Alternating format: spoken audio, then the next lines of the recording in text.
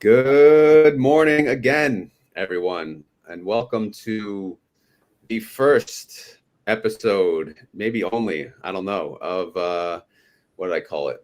The Market Open Live with RoD and Friends. And guess who's back? He had so much fun. He's back again to join the party in the morning. David Jacansky. We have Amy, aka Miss Roundhill, aka Bad Financial Decisions, and then we have the ETF Inspector, aka ETF Inspector. Good morning, everyone. Thank you for being here. How's your day? Just woke up. Couldn't be better. Retired life is nice, huh? Yes. It's a good day in the markets. The government is, as we were saying, spending again. We have, the 50-year mortgage and a supposed $2,000 payment to most people in the economy.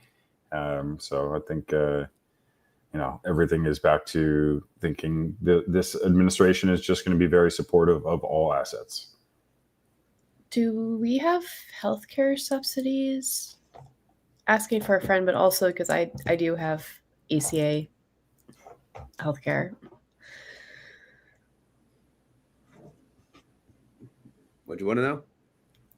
Did the government reopening include us having healthcare subsidies? Or it's everything, right? It should. As to how quickly it reopens and the availability of it, honestly, I'm not sure. What did we hit? We hit like 40 days. 40 days of closure in the government. So I wish I had the answer to, but I would imagine it should soon. I think the magical day was like day 65. Day 65 was like when things start shutting down that will take a long time to reopen. So I think a lot of smart people always said it's going to happen at some point before day 65. And I think we got to right around like 40, maybe 39, 40, 41. So it should, but I have no other information on that. Okay. ETF Inspector showing his face. How are you? Good. How are you? Good. Is it weird to show your face on YouTube? I had that interview with Mike Coe. So, but other than that, exactly. Represent the beard, right?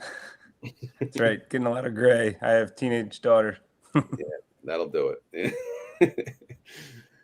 How's your day? How's your portfolio? Green? I actually haven't even looked. It's only 9, so I don't really pay attention pre-market. I'm a little bummed if you watch my channel. I'm doing similar to what you did, cashing out a smaller pension from a job that I had left and going to invest it. And I was liking that prices came down in that whole process, and it looks like they're going to bounce back up before I actually get to put the money in. So yeah, that sucks. Timing. Are you going to get a 50-year mortgage now or what? Me? I've got I think I have 11 years left on mine, so I am excited to be done. Not looking. You don't want to add 40 more years? Sign up for the rest of my life now. See, the thing is, I was watching Graham about this, and because the interest rate is going to have to be higher because it's more risky, you're not even going to be saving money.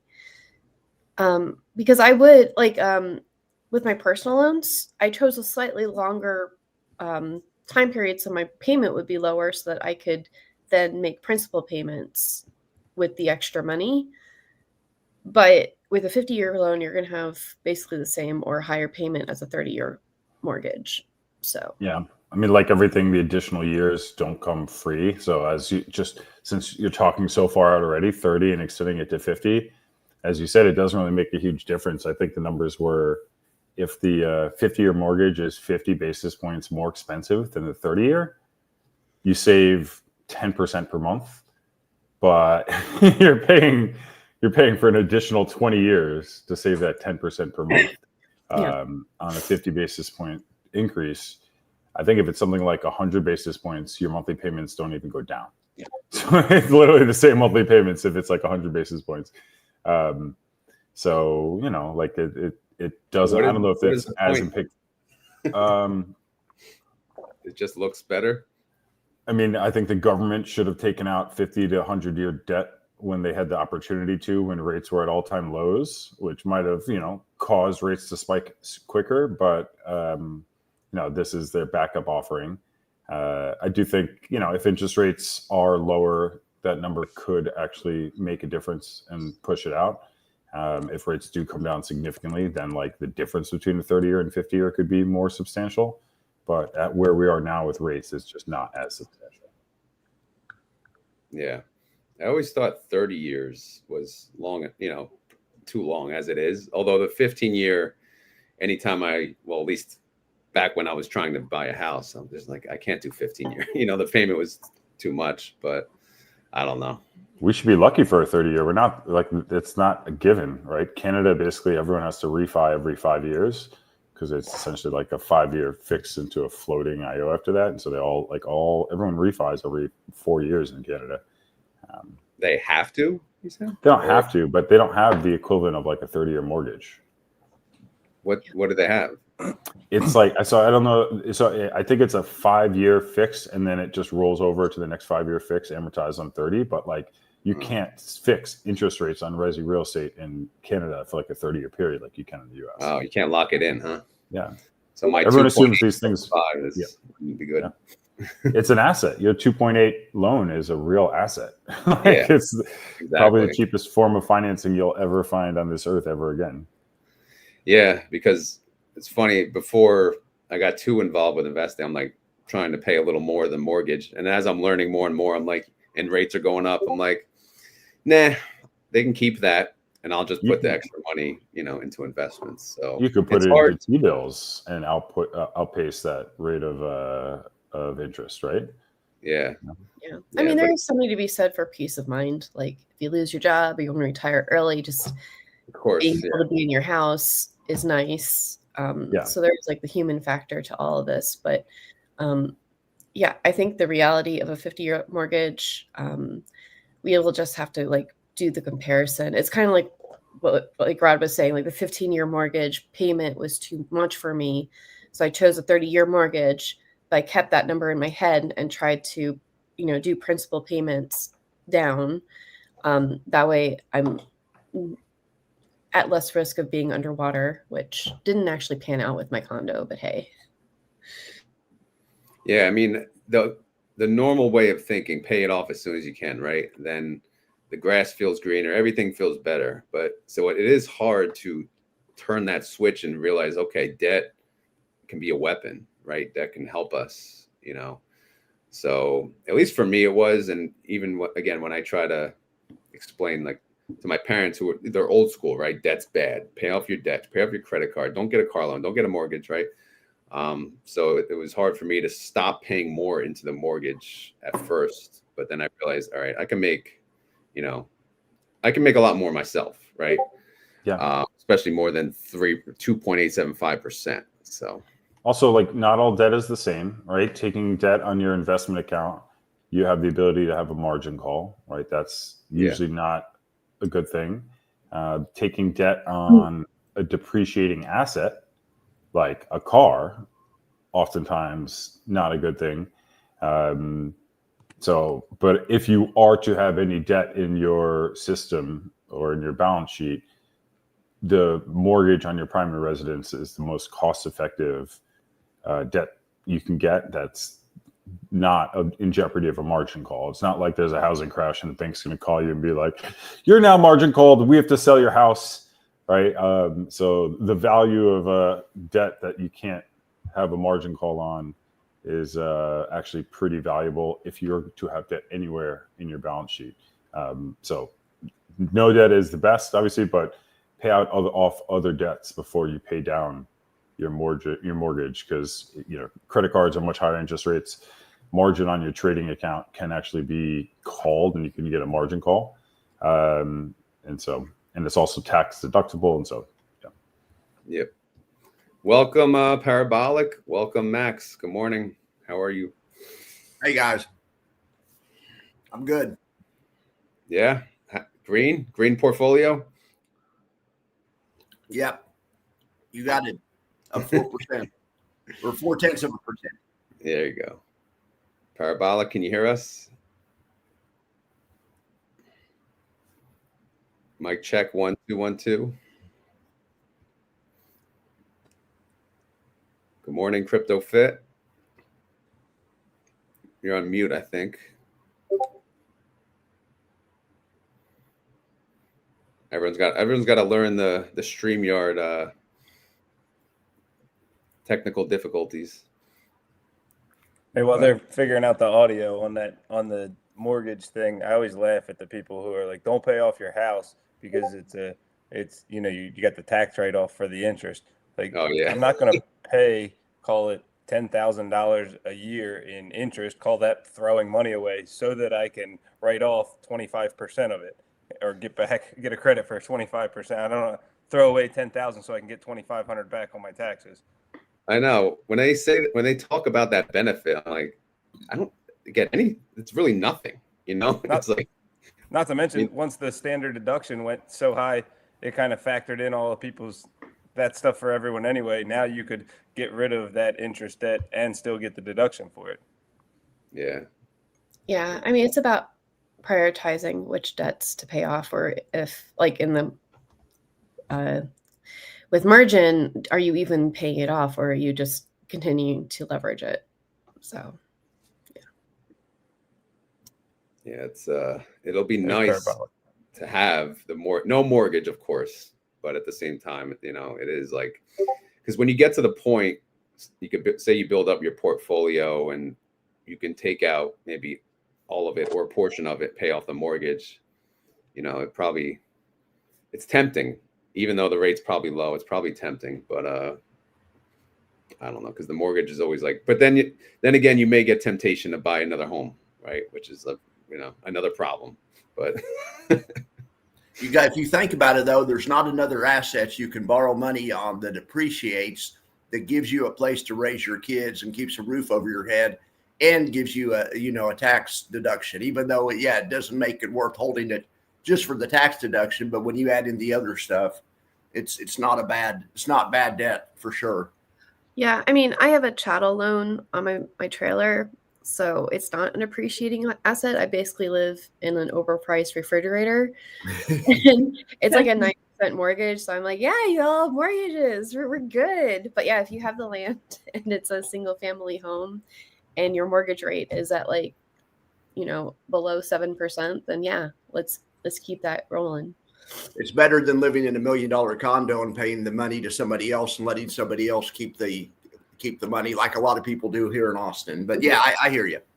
Yeah, trying not to tell you, like, go back on the condo story, because it was pretty traumatic for everybody. But speaking of investments I'm excited about, I cannot wait until Christmas time, David, because I need the gold and Bitcoin income generating version of BTGD, because I definitely don't have room for lazy ETFs in my portfolio right now, but I would welcome with open arms a half Bitcoin, half gold strategy into my portfolio.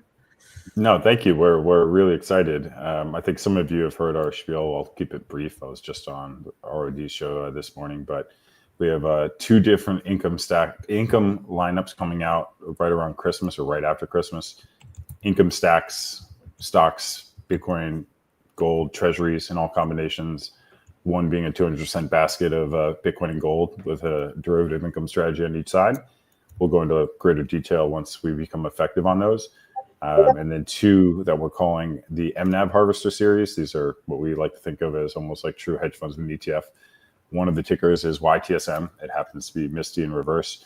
But really just like, instead of being long a reference asset like a MicroStrategy or any other crypto treasury company, you can harvest volatility on it and not own it as the underlying. And so you can really play these crypto treasuries against Bitcoin. And you can go long and short different crypto treasuries based on where they trade relative to their MNAV, which is their value of the company relative to how much actual Bitcoin they hold. But yeah, thank you. Thank you for the shout out. We're really excited about that coming right after Christmas. Yeah, so I was talking to David just before we went on, because I wanted to check the chart. For those of you that missed this morning, well, Amy, we know you were sleeping during the live show, but for anyone else that missed it, right? They match right 1-to-1, right, 100% exposure to Bitcoin and gold. So I compared it to GLD and IBIT, and then showed IBIT went up about 55%, and then GLD went up about 50%. and it's up 95%. It's almost like perfect, right? In fact, it's better, so again, it's just I'm just pretty impressed with how close. Again, it's better. It's performing better than. But that's something that David actually has mentioned on some interviews. Sometimes the upside can be a little greater than what's expected. Yeah, the idea is, and we'll use this in our income stacks as well, but to stack two different assets that have correlation benefits so that we rebalance between them within the fund. And that removes some of the efficiencies of a traditional leverage ETF that is very path dependent, that has to be rebalanced by the allocator. So we're trying to provide more full solution vehicles. And so ISBG, Income Stack, Bitcoin and Gold will be coming out along with a few others in that lineup after Christmas with a very, very talented options team from Convexitas, firm founded by two individuals, Devin and Zed. Zed was a PM and one of the initial PMs at SpiderRock, one of the most respected options hedge fund companies in the country, got acquired by BlackRock. So happy to launch this in partnership with such a good firm and bring real institutional options management into the space. We did a little video earlier this week with Marcos, with Zed and I on it. We'll be doing more things with Convexitas and us as we get closer to launch and closer to effective date. And then we can actually unveil the curtains on how this will all work on the blocking and tackling side.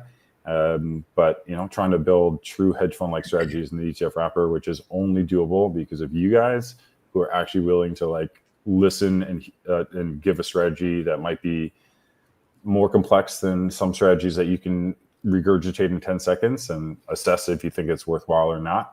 That's been a big no-no in the ETF space, mainly because, quite frankly, financial advisors have the attention span of children. You guys do a lot more due diligence and don't just base your allocations based on who took you to the nicest golf course that year. And so, yeah, very excited. And we'll give you guys more details as they come out, probably mid-December to late December. Hey, David, I have a suggestion. Have you thought about, you talk about assets that have correlation benefits. Have you thought about doing a stat arb type thing where you have exposure to the SPX and exposure to VIX at the same time, or to volatility in some manner? We have, there's a number of strategies we have in development. What I would say is I spent 11, 12 years before this building ETFs and always trying to be innovative and create new, interesting things. So there's an unlimited number of things on our dashboard. We're going to try to launch, hopefully as much as 10 ETFs next year as well, after these 4 this year. So there's definitely a lot of interesting things. There's definitely a lot of drag on the VIX stuff, but there's definitely some volatility stuff that we're looking at that I think you guys will find very intriguing. So more to come on that soon. David, I asked you this, I think a week ago. Tell me why, because you're so smart, tell me why everyone on planet Earth now doesn't just go into Stretch or Santa. I'm calling it Santa. I don't care. Yeah. It looks so much like the word Santa. I'm going to call it Santa. But the more this is not financial advice, but I think it's phenomenal. I think it's a phenomenal investment vehicle. You did, and I loved you for saying that. And so your confidence made me research more. Give me the worst case scenario. Give me Bitcoin at 20K, because I did the math. Yeah. Bitcoin at 20K for Stretch. What did it take, 30 years for them to call it back at $100? You're probably pretty safe on that end. The issue is what other future corporate actions he does and where that falls and where Stretch falls in the capital stack in reference to those. So nothing in life is risk-free, right? Nothing in life is risk-free at all. There is some credit risk in this thing. I think there's definitely an arbitrage between how much credit risk is being priced in. He just got a Moody's rating of, I think, B-. I don't think he deserves to be rated that low. So I think, in theory, where's the actual potential alpha in a trade like this? Not financial advice, but it's in the fact that he may eventually be a B- rating. I don't think he is today. We'll see what kind of corporate actions occur in MicroStrategy over the next 2 years. But I think the opportunity is the fact that he doesn't deserve the B- rating, in my opinion. And so you're getting a really outsized yield here, and I think that will compress over time. I could totally see this yield compressing to 8%, 7% in the next 6 to 12 months. I also just don't think that was going to happen while MicroStrategy's MNAV was dropping like a rock, which it currently lives at like 1.25 right now. Yeah, I mean, is there any space for you guys to? I know you can't do a fund exactly like that, but the way that I see more of us going is the mid 12 to 20% yield, and actually seeing some growth. I know Max and I have talked about Big Y forever. We're hip to it, but like, is there ever anything you have maybe coming out in the future with that in mind? Yeah, there's always things in development. What I would say is check back in a couple weeks, and we can probably disclose a little bit more on that side. But it's definitely a unique opportunity right now where this is all like return of capital, and it just lowers your cost basis. And if used in the right way, it could be very powerful. So there's definitely some fun things we're working on behind the scene, but more to come. Yeah, I was trying to read up on Strike. Well, I did. I'm gonna cover it a little bit. We'll do my best at least. So, I guess David, you sound very familiar with it. To keep it simple, obviously we compare this maybe to a money market fund. It pays 10%. It seems like a no-brainer, right? What would you say the risks are? It's definitely not a money market, right? It's a variable preferred, right? So it's like a bond. It's kind of more like a bond. There's always risks in anything that's not just a T-bill. You do have some credit risk here, and it falling down further on the capital stack. But there is an opportunity that people trade this down to a yield of 7. That is a real possibility. So you don't get as much upside on that because it is variable. It'll just kind of stay at whatever level it is to keep it at $100. But in the interim, you can make a lot of yield. So I think it's a good opportunity with like this. I don't know if you guys saw, Thanos just closed out his trade of short MicroStrategy, long Bitcoin. Sometimes these opportunities look like they're going to be around forever, and then they're not. But for now, this seems like a very interesting opportunity. There are other crypto treasury companies that are trying to do similar things as well. Less credibility and size compared to something like Strategy, but also interesting. So I think we're going to see more and more of stuff like this from the crypto treasury space. Yeah, I like it. It's 50% margin maintenance, at least on Robinhood. And Robinhood charges a margin rate of what, 5.25? Say you get 10 versus 5.25. I don't know. This just seems like a lot of opportunity out there. It depends on how much margin you have out, because it gets lower the more margin you have. Yeah. Yep. But yeah, I think it is around 5.5%. So Amy, how's I know obviously you've been, we'll call it retired, right, for quite a few months now. Are you comfortable, or how are things going?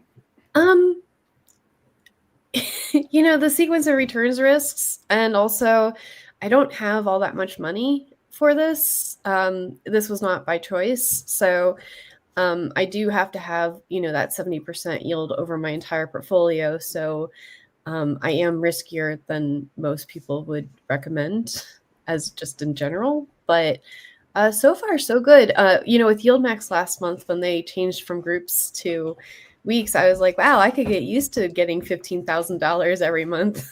This is great. But I eventually, last week, I was like, Ulti does not need to be in my margin account.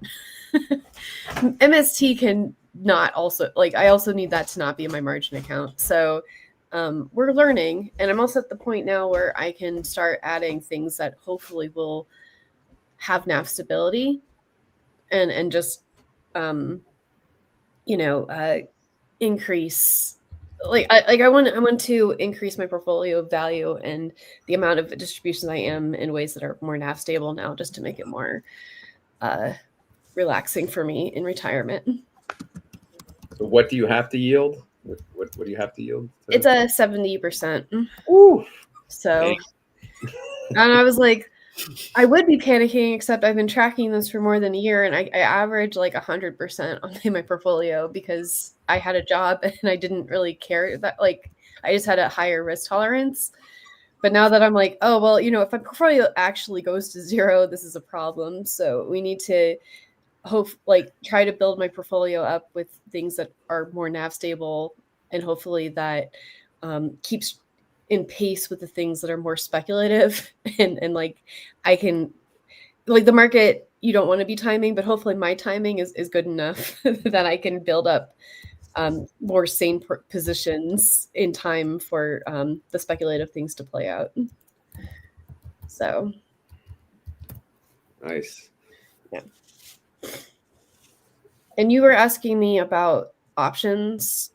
So when I sold my condo, I had to pay almost $80,000 to close out that sale. But that was the fifth time. 5 whole buyers walked away, like four buyers walked away from me. The fifth one bought it. So at that point I was like, any price, get it done. You're a cash buyer. There's no excuse. So I had too much margin in my margin account from that margin loan to do options. So I've been paying down my margin, and now I'm at the point where, like, I just bought one SPY Leaps, which in a down market, that's like the most fun thing to do is rolling down your calls and you're making a bunch of money as the market falls. Is really fun. So, but other than that, I really still like MSTR and MSTY and MSTX, like anything strategy related. I have been covering it for such a long time that I feel the most comfortable trading those options. So this STRC 10% dividend not gonna cut it for you, huh? I think in the new until the end of 2025, I'm not doing a particularly good job, but I am trying to stick to it. I think I'm gonna, because Robinhood just gave us the ability to make new cash accounts, so we can have multiple accounts. So I think I'm just gonna have a strategy related account, and in that one I'll have STRC and an MSTR, and it'll just be like the silo that I've been talking about, where I'm using all of the income ETFs to like bolster up my MSTR position and just go hog wild with MSTR in like a safe space for that. But yeah, I am coming around to like the 10 to 20% distributions. Like you want to get in when the market's down with those, if they actually do appreciate in price, because then your personal yield will be better than what it says on the website. Welcome, Tesla groupie. She just joined us. She's another options degenerate. Can you check your audio, see if it works? You're muted, I think. Oh, there we go. Yeah. Okay, hey. Okay. I'm trying to keep myself muted if I'm not talking because I have dogs. Oh. And they'll interrupt your whole show. Yeah. Worse than kids? No. Yeah. Oh, yeah. Way worse. And here's my audience. Sometimes they're like, "Your dogs are so loud, but your dogs are so cute." That little dog should be loud. It's so funny because when they bark, it sounds so much louder through here than at home. Like it rattles the whole YouTube show. But this is Callie. Gotta get Jax in the video. Oh, cute.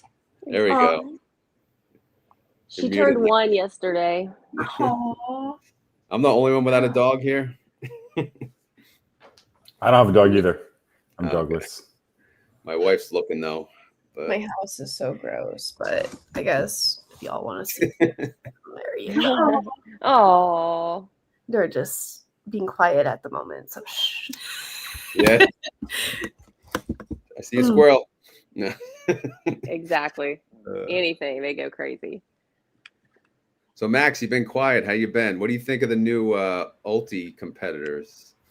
I like them. I tell you what, who's had some great coverage, way better than my coverage on that, is Well, ETF Inspector and ETF Delta has a Substack that is absolutely incredible on getting into the detail on those funds. But yeah, I really enjoyed it. My favorite thing about the Alti competitors is watching Howard trade. That Howard's a riverboat gambler, and I mean that in a good way. It's not a short vol fund. He mixes in long vol also. I've always thought that the enlightened option trader sells vol about 70% of the time and buys vol about 30% of the time. And anyway, I've really been encouraged with what K-Yield's doing. Right now they have on a long strangle in the queues. They do some things that you don't see in other income funds, and I really like it. And I think ULTI has potential also, but I really like what K-Yield's doing. Hey, David, I have a question for you. Good morning, dividend degenerates. Morning, Tesla. Am I coming through okay on the volume? Yeah, loud and clear. All right, awesome. Hey, I was wondering, as an investor who's learning, I'm on the journey of learning. What would be a good fund that you offer, or that may be coming up that would be one I really want to hold during the bear? That's a good question. I don't think I can recommend one fund for all bear markets. What I will say is a pair that we're launching that I'm actually interested in that I think could be defensive in bear markets. And this is at least until we announce another filing, but our treasuries and gold pair. It's 100% cover call on treasuries and 100% cover call on gold. And those two assets are uncorrelated and will be rebalancing between those two. So I think if you're looking for a conservative income play, and again, this is not live yet, this is going to come out post-Christmas. But I actually think that's a phenomenal pairing that, will be a very strong diversifier to all things beta in your portfolio. It kind of owns the things you might not want to own, generates income, rebalances and harvests the volatility and randomness of markets between the two. And it's something that will likely have negative correlation to everything else in your portfolio if there is a big drawdown. And I'll just say more granularly, like I've been in the ETF industry since 2007, and I just love like the competition and the innovation. Like there's some people doing some really unique, really innovative things out there. There's some people who just kind of throw things against the wall. But I think, there's some amazing innovation out there, and you guys are to benefit from all of these. Like there's a lot of funds out there, and some of them aren't amazing. But I think you guys are doing a good job discerning at least interesting concepts. Like some of these things are really hard to achieve. I'm actually a big fan of what Howard is trying to do at Curve with KYLD. It's a tall task. It's a lot of moving parts and a thematic rotation strategy on top of the option strategy. But there is still potential for a lot of alpha. And I think that's what the ETF structure is designed to do, is to really strive for alpha and, focus on how they're constructing their portfolio, what they're trying to do to get there, et cetera, and make sure they have a sound investment decision. But it warms my heart because, that's the direction we're heading in, is more full solutions in the ETF wrapper. So it warms my heart that you guys are willing to do the research on those things and consider it for what it is or isn't. Yeah. What if I wasn't expecting too much of a hit to Bitcoin? Probably the BTGD would be a nice one then to hold.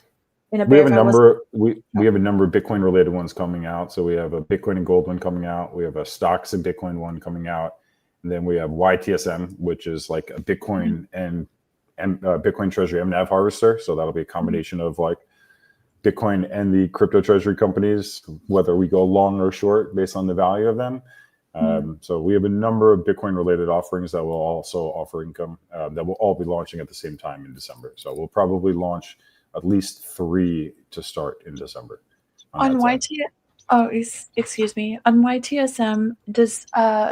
how does that perform when, like, let's say we're in the bear and there's not a lot of liquidity, maybe volatility is down? How would YTSM perform in that?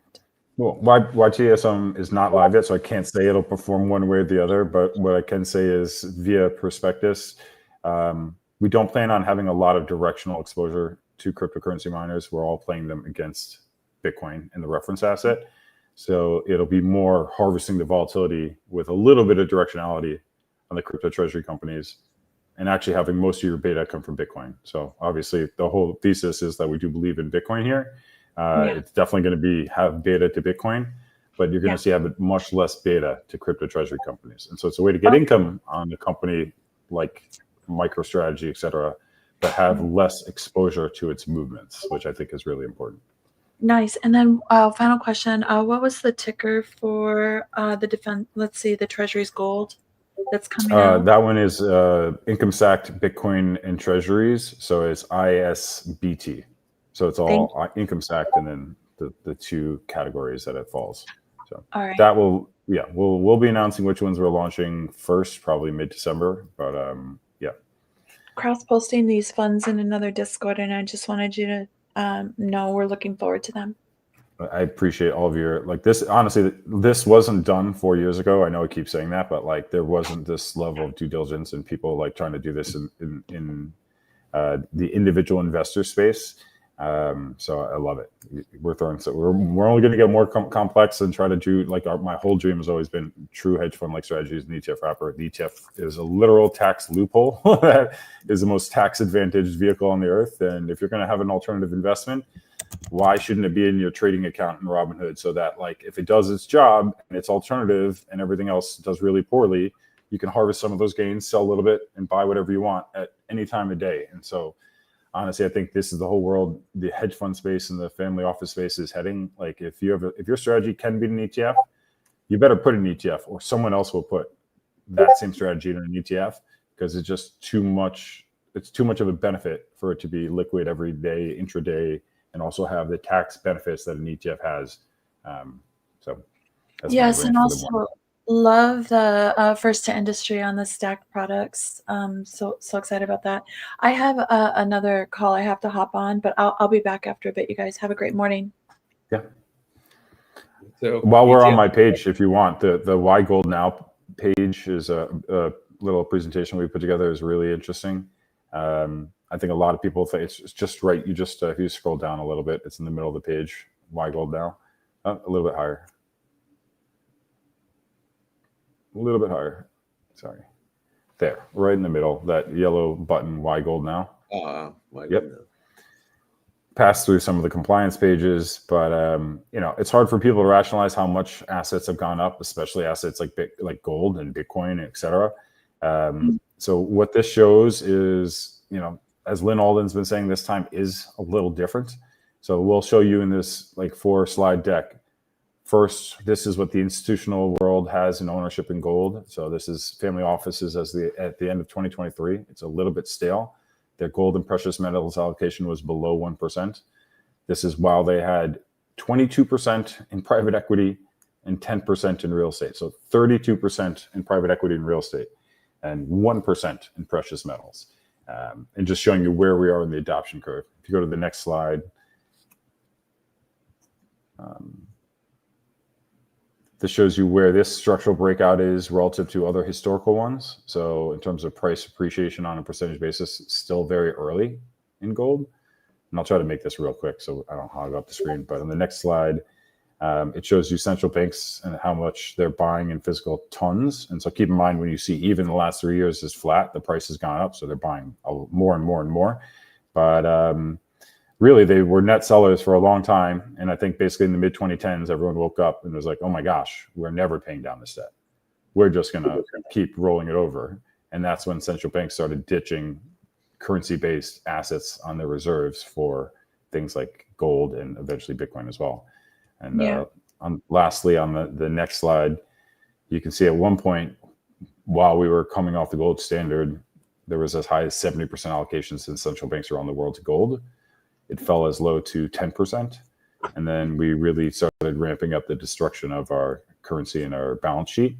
And it's now gone from 10 to almost 25% in probably less than 7 years. And it feels like it's only parabolic from there.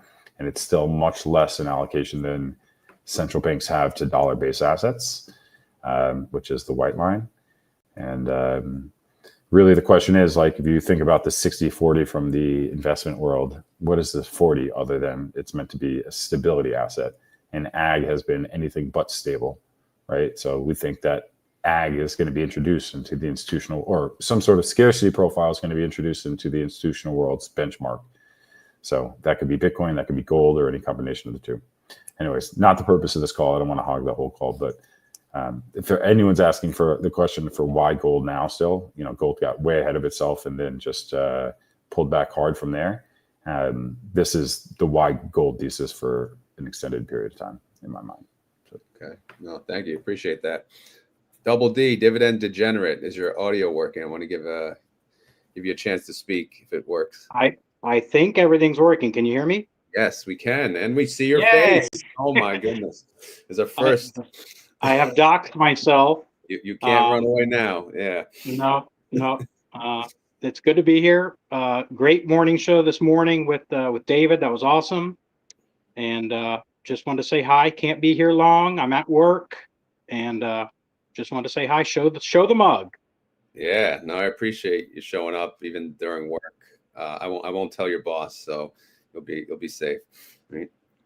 Yeah, everyone go give Dividend Degenerate, by the way, a follow. We're gonna get him to 1,000 subs sooner than later. End of year is the goal, or sooner? What do you think? End of year's fine. Yeah, okay. We can make it happen. I was going to ask Rod, are you off work today? I am. Yeah, no, I wouldn't. I can't do this when I'm working. I wouldn't. No. Yeah, when you messaged me about a 3-hour live stream, I was like, what? Well, I'm off tomorrow. I'm like, you know what? I'm gonna make it a 4-day weekend, and then I got an idea. I'm like, you know what? Let me do what Wolf Financial does one day. Let's just go live for like a few hours. Why the hell not? It's just talk about and invite whoever and just see how it goes. But because I never really get. Plus, both kids are out of the house. Even the wife's out of the house, so I can just have a party right now. But it's not many chances I can have this peace and quiet. So I figured I'd take the opportunity to set this up. So there's going to be some singing coming. That's what you're saying. Possibly, yeah. That's what I'm thinking. Yeah. I may ask Max to sing. I'm not sure. I'll play guitar and you can sing. Oh, there you go. I'll sing you play guitar. Does David sing? I sound like a baritone, but a little bit tone deaf, so I can try. Yeah. So yeah. And I don't know what's going on. Is anyone doing any options trades yet? Anyone make any moves yet? I bought puts on Friday, of course, but only a couple of them, and I only did it to make the market rally. But I got a put spread for this Friday. So who knows? I mean, I'm not a great timer. Nice. I just rolled over all of my MSTX and put a SPY call on. So felt a little rude doing it during the live stream, but market opened. So we're here to make trades. That's the point, right? Yeah. So next I'm doing a SoFi in my retirement account. Okay. It'll be interesting. There's some people talking about at what pace will they start to release the economic data that we didn't get over the last 40 days. So honestly, candidly, I'm not sure. I'm looking at this right now. Is it going to be an all at once just dump, or are they going to slowly release it over a couple of days? So it'll be really interesting to see how. I don't know. I feel like the market can go either way. There's so much stuff that'll be dependent on the data, I think, that comes out. Yeah, I've been trying to be more disciplined this time around with my leaps. So I put really far out of the money. So hopefully I'm good either way. But yeah, I think we could all use a little bit of relief rally. Yeah. Someone on X asked if I could ask this. How are you all balancing AI tools with the human touch for dividend strategies? So what tools are you using, AI tools, to inform you on your investing decisions? That's for David. Everybody on the panel. Well, I'll make you guys laugh before somebody gives a real answer. Rod's going to know my answer. When he sent me the message for this on Instagram, I asked if he could send it to me on X because I couldn't even get the messages to cross to get it up on my computer. So I'm not using AI at all. I wish. I bet I could cut down a lot of my behind the scenes time just on my spreadsheet updates. But I'm sure everybody else has a much better answer. So I just wanted to make you laugh. I'm not much better. I'm using Canva. I don't even know if this is considered AI, but I ask them. I guess I ask AI to make my thumbnails now, because my thumbnails have always sucked. They've been the same thumbnail for like many, almost multiple years. But I'm trying to use, I guess, again, we call it AI through Canva to create my thumbnail and then adjust it and then make it pretty. Outside of that, we're starting to use it at my full-time job, but even there, I'm not up to speed. I'm like the old man now. That's behind on the technology. I used to be ahead of it. Now I'm way behind.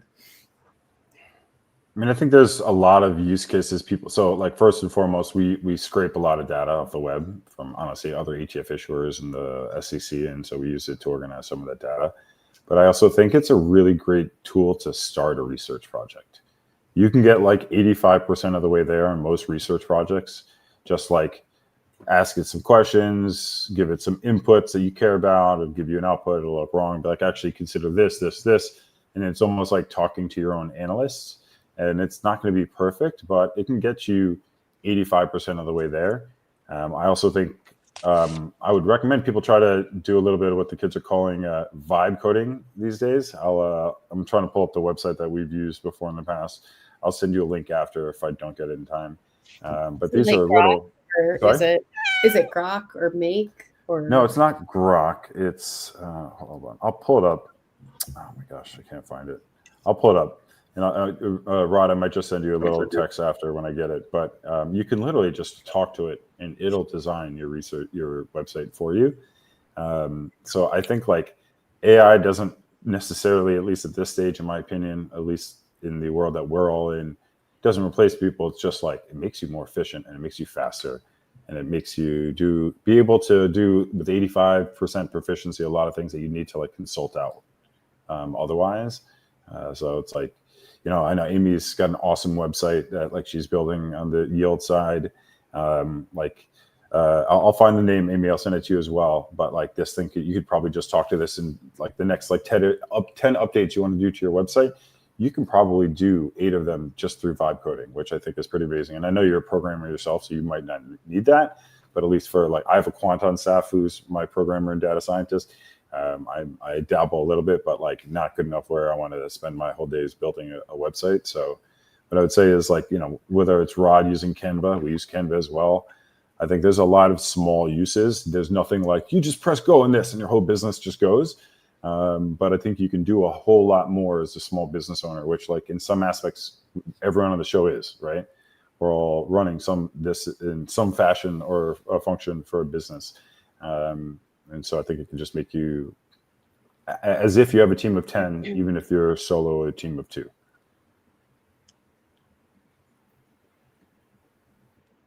What about you, Amy? I use so much AI. It's not even funny.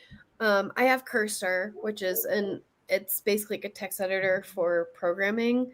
And now I just I give it the files that like the context, and I say, hey, I want you to implement this using the best practices, and it just does it. And I'm like, oh, that you all been waiting for that for 3 months, but it took me like 5 minutes to do. So, but it's amazing. And then I was trying to use MCPs, which is basically like the language that you use for agentic things, for agentic AI to scrape these issuers' websites so that I can automate getting these distributions, because I'm nearing like almost 300 ETFs on my website, it's harder to manage.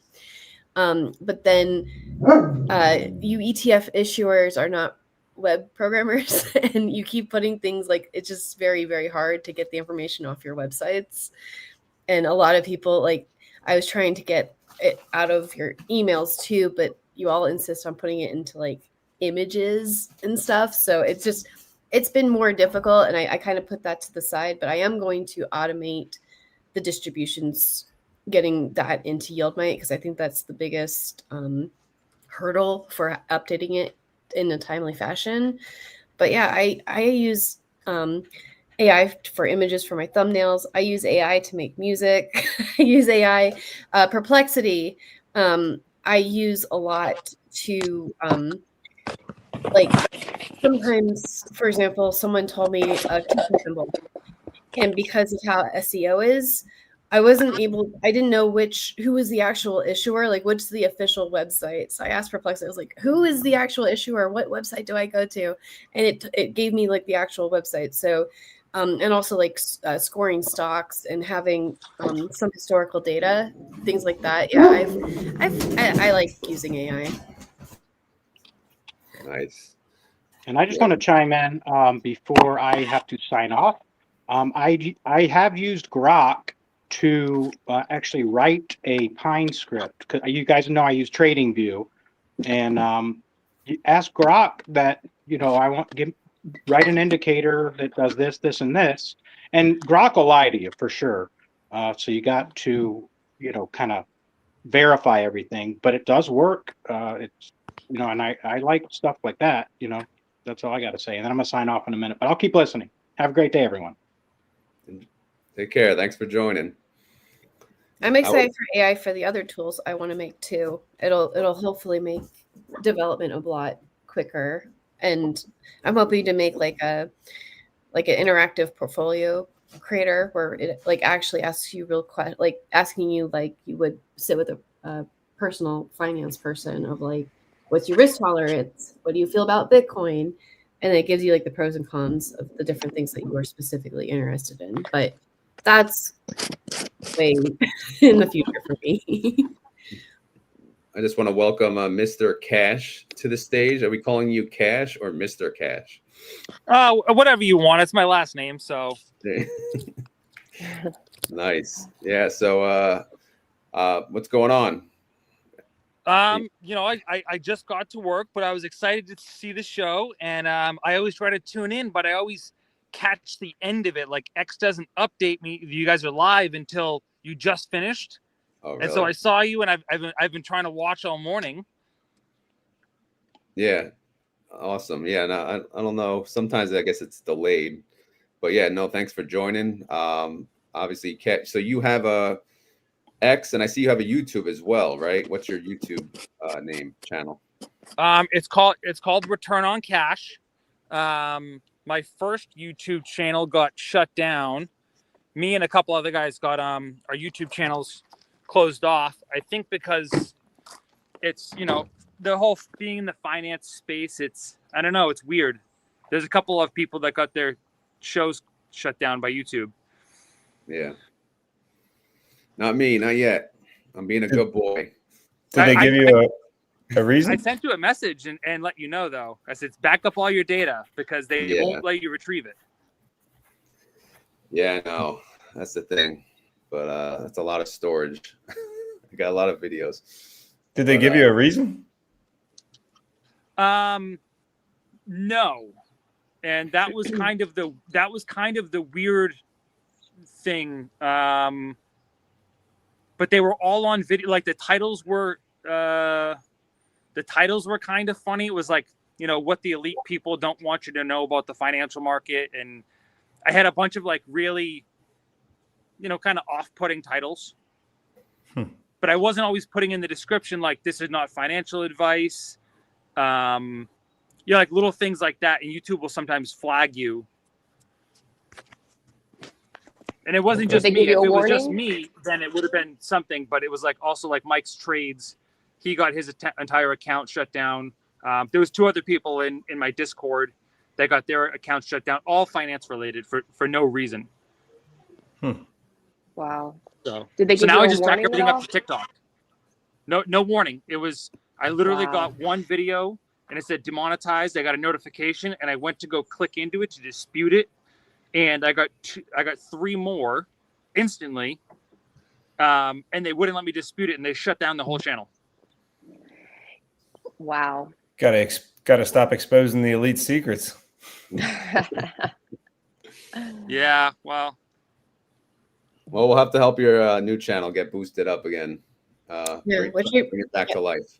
This reminds me that I definitely should add, like, not financial advice to my description. I think bad financial decisions is actually enough of a warning, honestly.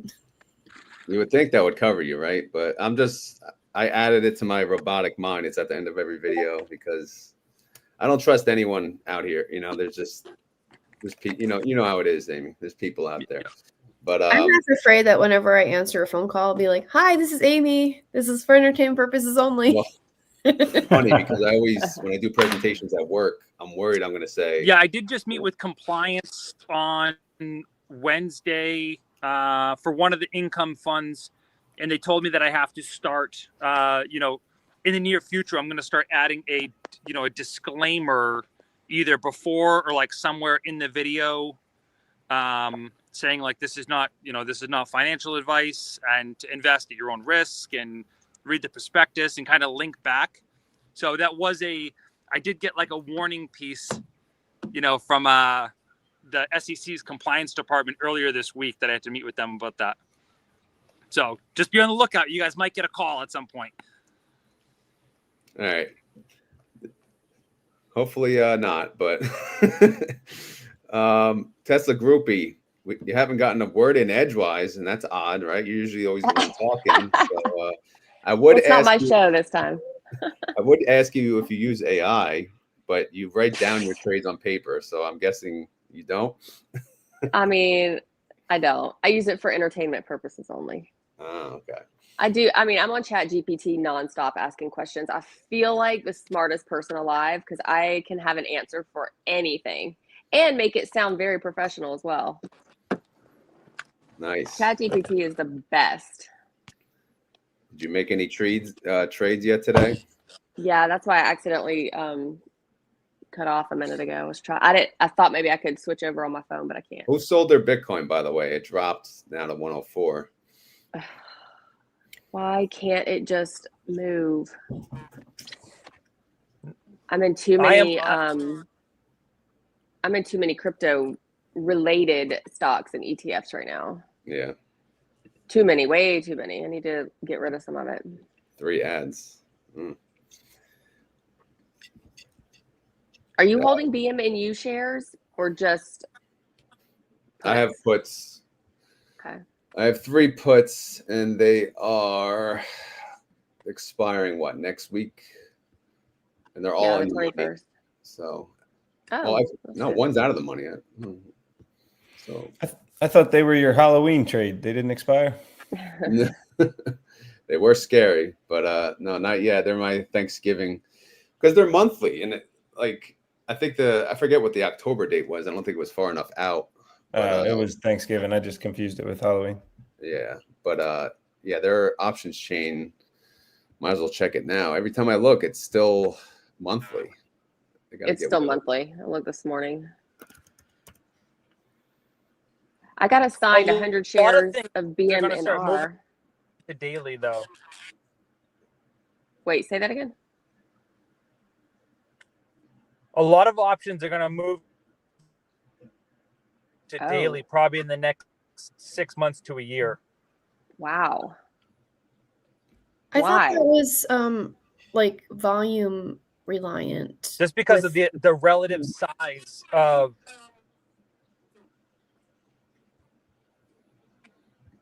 I heard iBit might be daily. I don't know about anything else, but I don't know.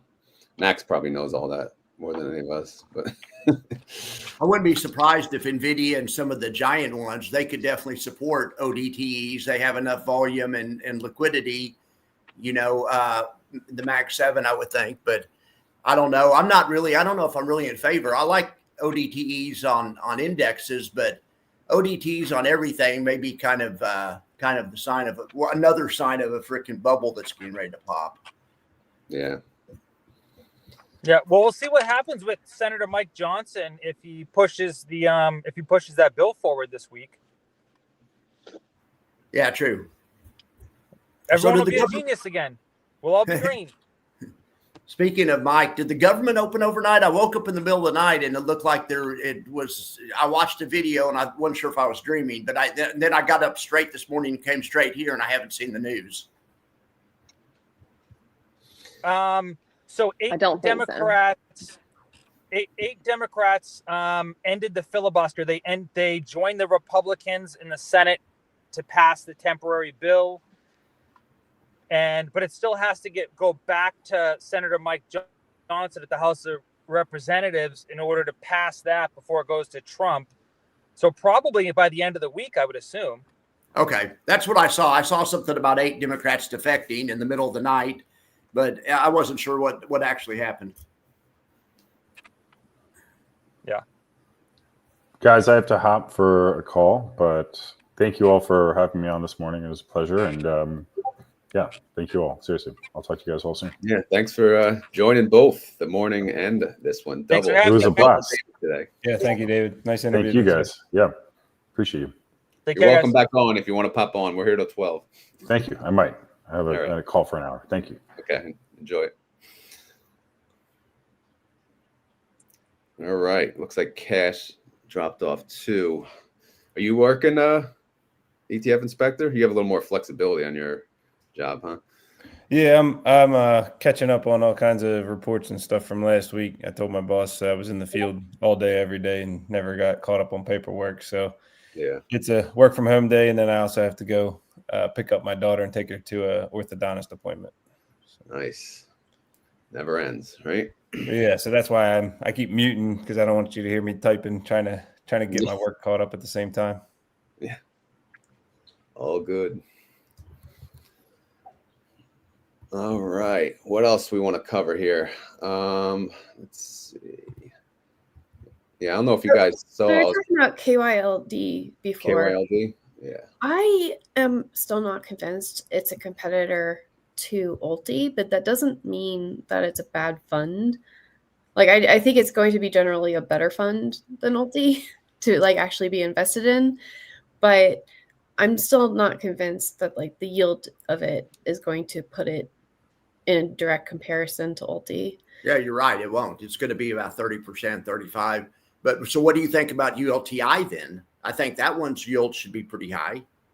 So from what I've observed, and I mean, it really just needs more historical data and with more financial markets. But like last week was a really rough week, and I just didn't like how much it went down. And sometimes with these things though, if we know that it swings wildly down, but then it recovers, like then you just wait for it to have a good entry point.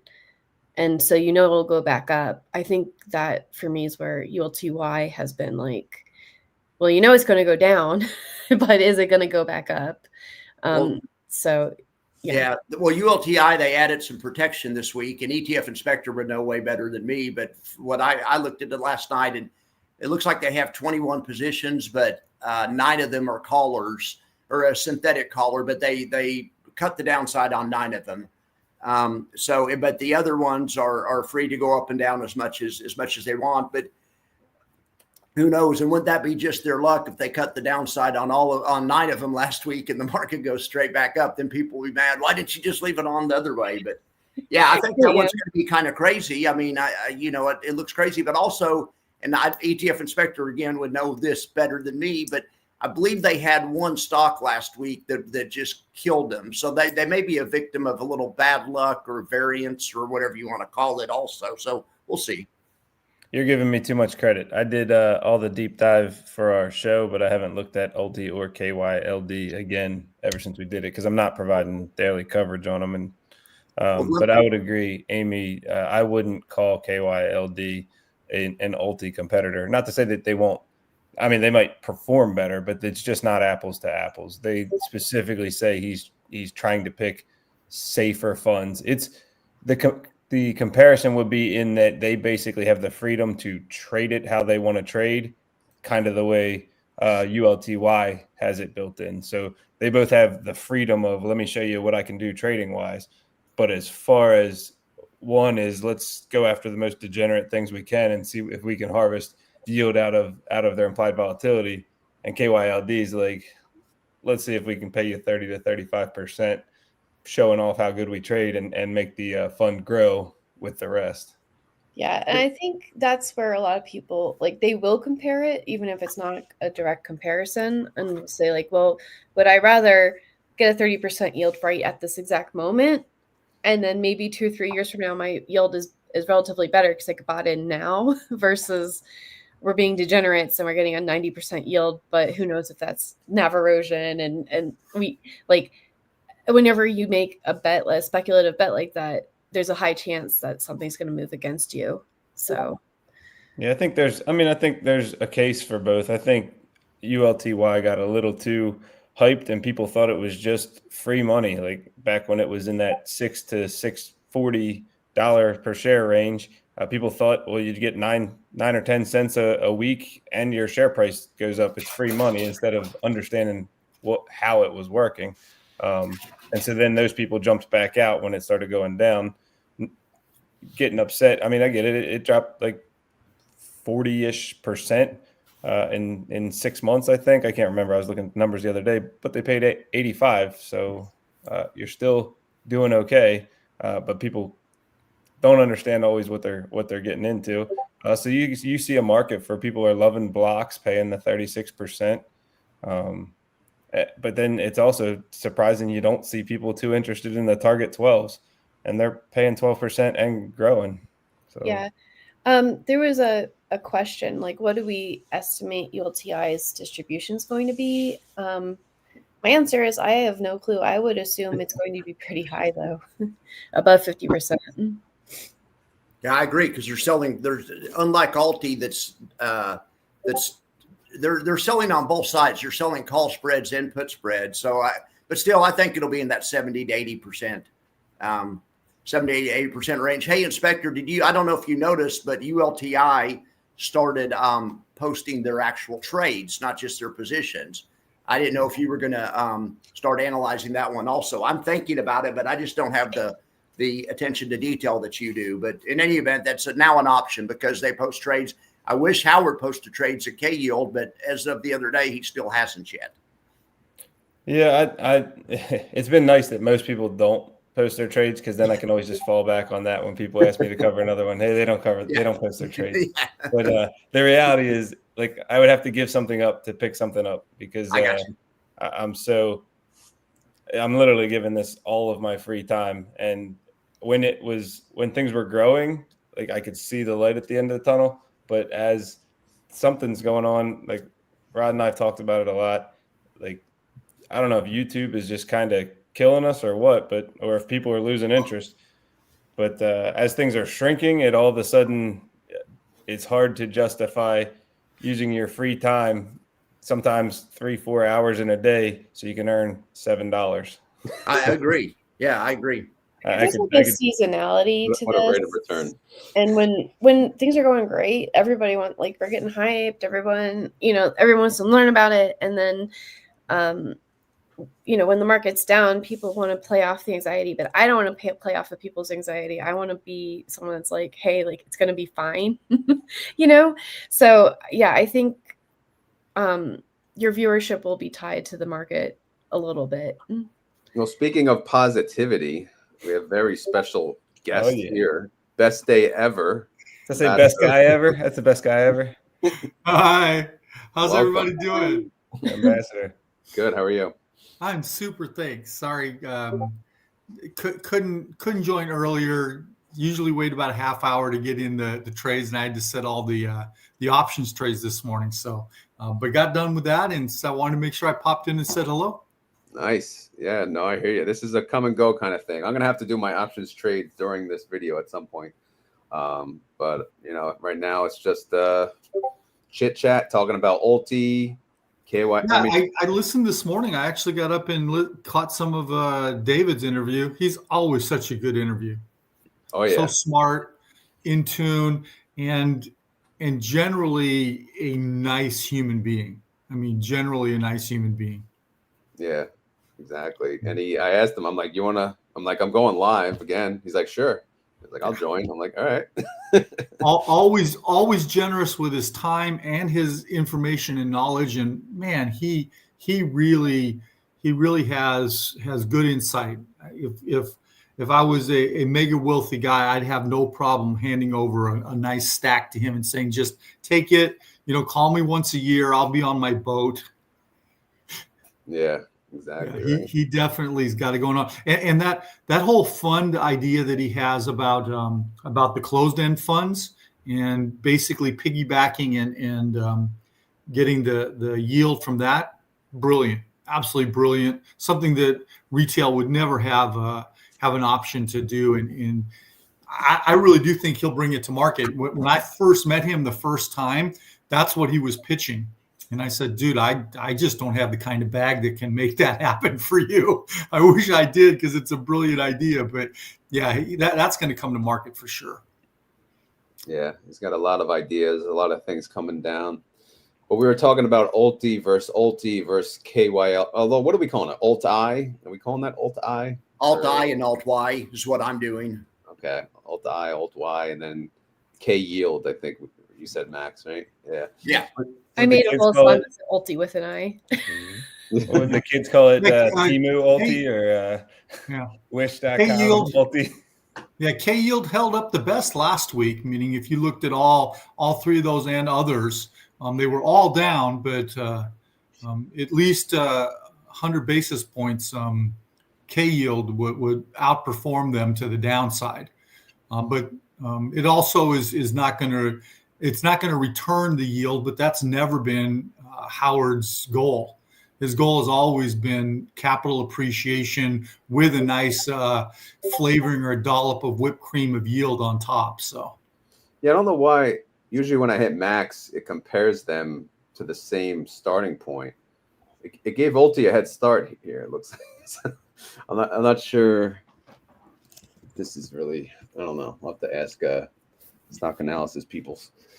But trying to. I looked at it. I believe K-Yield was down like 5.29, and I made a graphic to show last night. Alt-Y was down 6.1 or something, so they were close. Or maybe it was 5.5 to 6.1, and then Alt-I was down 11.9 or something. But both Alt-I and K-Yield haven't paid dividends yet.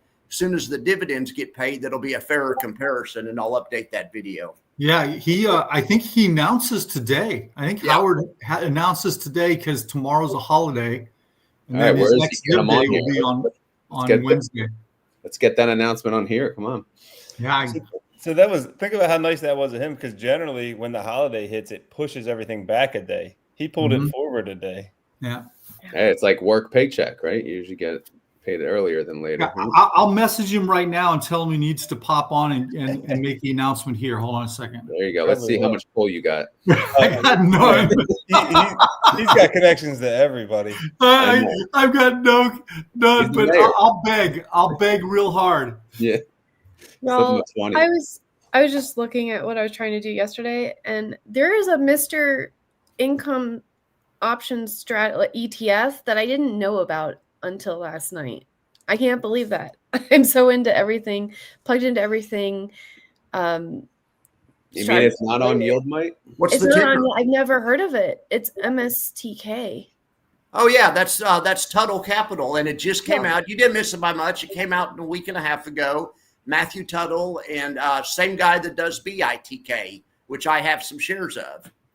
Yeah, well, someone asked me to put BITK into YieldMax, so I was going to try to. I was like, who are these people, and can we get I was trying to get to their actual website, and I was like, what is MSTK, and why is nobody telling me about this? So. Yeah, it happens to me all the time that a new fund comes out and it doesn't get in the max factor right away because, hey, I have 157 I follow right now. How you follow 300?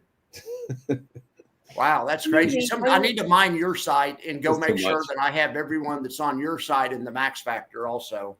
I don't even know. What is WMTI? That's Walmart. That's the Walmart Income Fund from Rex. It came out Thursday, I think. Oh, why does it come up under MSTI? Something like that, or last week sometime. I don't know if any of these issuers are listening to this right now, but the easiest way to get me to update this stuff is to actually have it in your email. I sign up for everybody's emails to get updated on things, and then they just don't utilize that. And then I don't know about your fund until someone's like, hey, can you add this weirdo thing? And I'm like, huh. That's cool. So I'm sorry, Tuttle Capital, but you didn't reach out to me, so I didn't know about you. Well, But Max interviewed him, so you got to watch Max's channel. Yeah, she's not watching my channel, darn I it. know. Darn it. It's one of my best interviews in the past month or so. I interviewed Howard and Tuttle Capital, and those are my recent interviews. They're both great interviews. I don't So, interview them. Amy, did you want to talk about your website to the community? And is there anything new you want to talk about, or anything in general, or do you want to just explain like what they can use it for? Sure. Okay, so we have YieldMax.com. It is a high-income ETF comparison tool. And recently, I have actually added 2 new features. One is the search bar, which you can see on the top right-hand side. And so if you don't want to use the side filters, you can say like, Let's see. RoDY. Is this fun here? RoDYY. It's fun here. Come on, Amy. It's RDYY. Okay, I had to, I actually put that in as RDDY, and then I realized that I misspelled it. So yeah, we do have the YieldMax Robinhood, but yeah, if you do like MSTR, all of the yeah. So anyways, and then on the left-hand side, you can see that we have the minimum and maximum yield. So if you're like, I really am just not that interested in like the super high income ones, I want to do like a 50% yield or something like that. Or like he's putting right now, it's like, what is doing 100% yield right now? And so you can get, you can narrow down your field of what you actually are interested to invest in. And then I have, if you click in the advanced options, I have different things that you can do. Like you can compare funds, you can enter in the distribution desired. So like if you want to get $1,000 per month, then you put that in there and it'll tell you how much money you have to invest in order to get $1,000 for each fund. And then you can also put in like additional shares. Like I want to buy 5 shares and then just see how much it would cost you to do the 5 shares. And then we have the My Portfolio option where you can put in, you can download a CSV and upload it all at the same time. Or you can manually input what you have and it'll estimate how much money you should expect to get like per month, week, year. Does it have to be in a certain format? It's the ticker and then the number of shares that you have. And it's pretty simple like that. Oh, you could just add it here too. Yeah, you can just add it. So, you know, it's based off of the latest distribution that the fund has had. So sometimes it's not that accurate, but it's, you know, it's just a basic projection tool. So yeah, I've been slowly adding new features to this. I actually, at some point, I'm going to have YieldMax. They're going to put advertising banner ads on this, so we're going to have subscriptions so you could not see banner ads and stuff like that. So yeah, I'm always trying to improve this in small ways to make it easier for people to make more informed decisions. If you go back to the investment amount or the simple view, if you click into the details of any of these, so there's in the card on the lower left hand side, there's the details. I have a chart of what the dividend amount was and what the price was. You can see in the chart what the what it's trending, and then if you scroll down, this, could you pick a fund that's older? THI just came out. Try Tesla. Okay, scroll down. You can see that over 3 months, if you put $1,000 in, you would have $1,276 as your total. And so I do have total return for 3, 6, 9, and 12 months. So a lot of people are very concerned about their NAV right now and like what it would look like. So the table just shows you like each time if you reinvested 100%, this is the additional shares that you would have, and then this is the total amount that it would be worth now. So Sorry, I mean, I'm like half working and listening. So you can actually go back in time and say, I would have invested this much money or bought this many shares in X, call it Ulti at this date, and then it can tell you what would have happened going forward. I don't. Or is that Everything's manual? maybe The database is manual, but yeah, if you it says if you had put $1,000 into this 3 months ago, with all the distributions that we've had, okay, and it just adds it every distribution, and so it shows you the math there. okay, so it's not it's not you can't like literally pick the day, but you can pick 3 months, 6 months, or 9 months. Yes. That kind of thing. Okay, that's cool. Yeah. I don't know if it's mathing though. So it's 152 and then 151 and then shouldn't it be under like 9 months, substantially more than 3 months, the total number of shares you have? I can look back into it. I did testing on this, so it should be correct. Does it have a forward? Can you put in call it just like I can't think, my brain's not working. But if you put in numbers like just looking forward, say you typed in Ulti's numbers and said, hey, over the next 6 months it's going to pay 85% yield, but it's going to drop, call it 40%. Can you is there like a calculator function? Or no, I am going to backtracking? create a new website that's a calculator, more Sure. predictor Similar to like loan amortization calculators or things like that, where you can just you fill can in your own play around. So if you see this, Tesla is actually kind of a good example because you can see that if you scroll down to the table, the share price went from $12 to below $9. So the amount of shares that you were able to buy an increase, like you went from 83 shares to 109 shares. So like your distribution amount would go down because the value of the shares went down and the amount of distribution went down.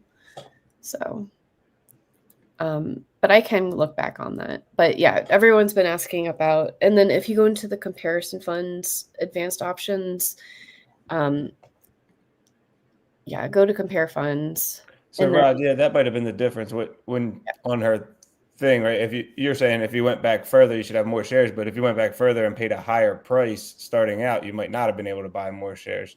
Yeah. Right. And then it might have built up to a similar number, but that might be the reason why it's not necessarily more shares just because you go back farther. Yeah. So click select all. That's what I usually do when I'm doing demos on the left-hand side. Yeah. Okay. So here you have the latest price, the latest distribution, and then you can go down and it has the weekly, monthly, and annual distribution, but then it has the NAV difference % over the last 3, 6, and 9 months. So this is all, it's sorted by the most distribution first, but you can look and compare it this way too, of like, what is the NAV difference with all of this? So a lot of people have been asking for me to put the NAV difference on the main page, which I will get to eventually. But and a lot of the 0% ones are like, it hasn't actually been out 9 or 12 months, so it doesn't calculate it if it's not that old. So, okay. But like HOOW is up versus 9 months ago. So, I just needed a way to like literally compare things side by side. So I added that as a view in here. Someone's asking about reverse split. I assume when they have a reverse split, it's a nightmare for you.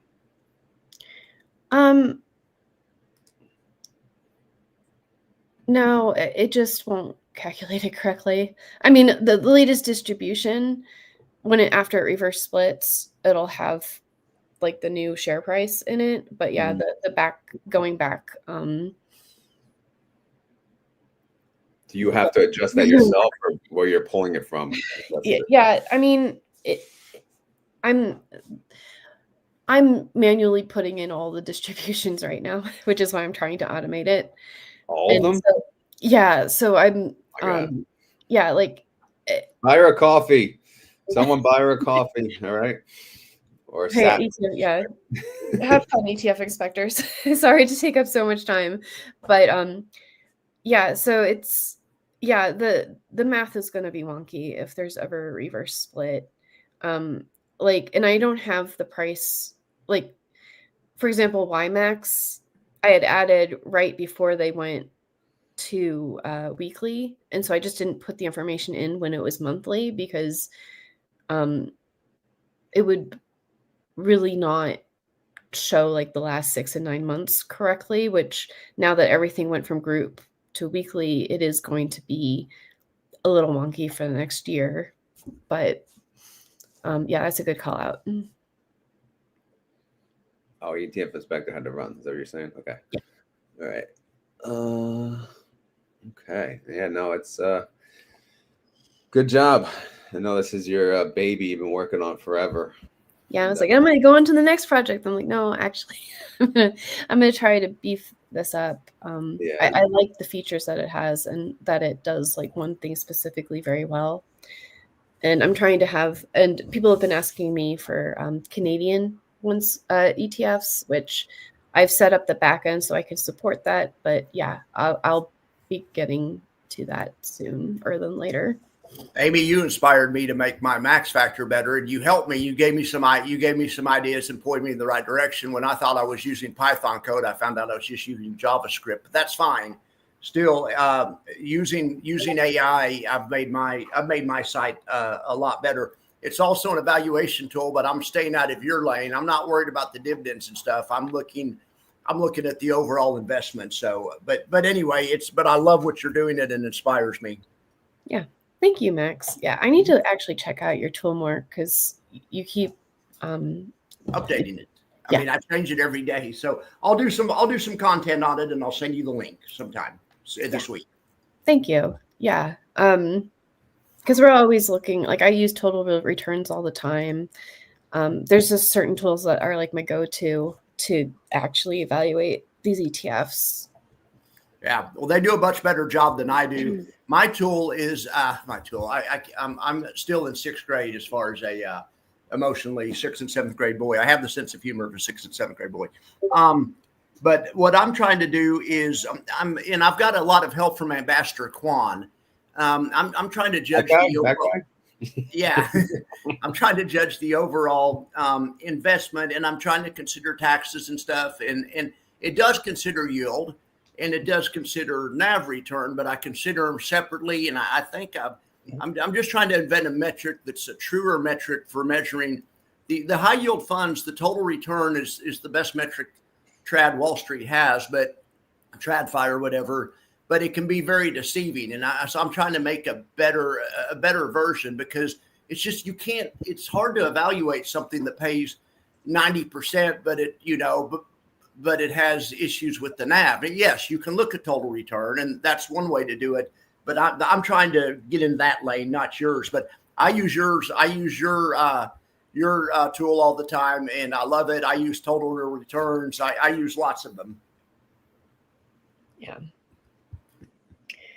And yeah, that's one reason why I want to do yield calci next, which is like for total returns, the calculation is 100% reinvestment. Well, that's not how investing, like income oriented people invest. They want to invest and then use the distributions and maybe only reinvest a portion of it. So can we get a calculator online that says I'm only reinvesting 20%? What is my total real return? Because like that is something that we should be able to calculate more quickly and have easier access to than we do right now. So I keep talking about it, and then I need to make it as a thing that is going to get launched. Well, you have a lot of stuff going on. I can't believe how you scrape the dividends. I just have been doing that manually on the things I'm working on. I just have to put it in manually. There's too many sources. I mean, I'm pretty good at web scraping. I can't program, but I learned how to web scrape, but it's just you get the idea. It's tough. Yeah. I recently learned from Retire on Dividends Discord, which, by the way, I do use the Google Finance formula that you had, RoD, to get the prices, because otherwise I probably would have quit this a long time ago, because going on to like Google or Like Yahoo today, you mean? to get the historical data for the prices was like killing me. But yeah, the Google Finance formula in Google. But Alien is amazing, and he gave us like a formula to get tables from websites, from like static HTML websites. And I still need to make like the official, like, here's all of the distributions in a single worksheet spreadsheet. But I think between that and the emails and everything, like, I really just want to get to the point where I can use agentic AI to like read the emails and give me the distributions. But sometimes they like misinterpret the numbers, and then I'm putting the wrong numbers, or like I have to double check the numbers anyway. So it's kind of easier to just manually input it for now. Yeah, Alien, when you ask me about AI, that is my AI. Alien is my AI, because without him, I don't know what I'd be. I probably would have gave up on YieldMax, because the coverage is just, obviously I don't cover it like I used to. But I tried to automate it, which is not easy. And then they changed their website, and then, oh my God. But I know I shouldn't say his name out loud because other people are going to ask him for stuff. But yeah, please don't ask Alien for things. He's a precious. He's precious. We need him. But yeah, just so you all know, I am on Discord, but mostly just on the Retire on Dividends Discord. I don't have my own space because I don't want to manage it. And Retire on Dividends has a very heavily moderated. I feel like it's a safe space for income investors. So, yeah, it's a pain. But once, if you get the right people, I know Max ran into an issue, but I think he got enough, help. Hopefully, is all good, Max, with your Discord now? You leaving? No, I was going to say, do you want to send me a link for Howard? He asked when he'd like him to pop on. Oh, right now. I'll send him a link. I got his Twitter. You got his DM? Okay, I'm going to tell him that you're going to send him a link. Okay. Hey, RoD, I wanted to give you guys a compliment. Guys from your Discord jumped in and helped me when I was having a problem locking down my Discord. Bobo helped me, and other guys that are mutual friends and that are good at moderating jumped in and helped out a lot. He said the announcement's about to come out, so maybe you really will get a exclusive. I just messaged him that you're going to send him a link. Yeah, I told you, Ambassador. You got a lot of pull over there. No pull. I just know how to beg. Hey, speaking of begging, right now, Tesla Groupie, what are we begging for in earnings report with BBAI today? Please run up. Please, please, please. I mean, I have a lot on BBAI. I did sell some covered calls this morning.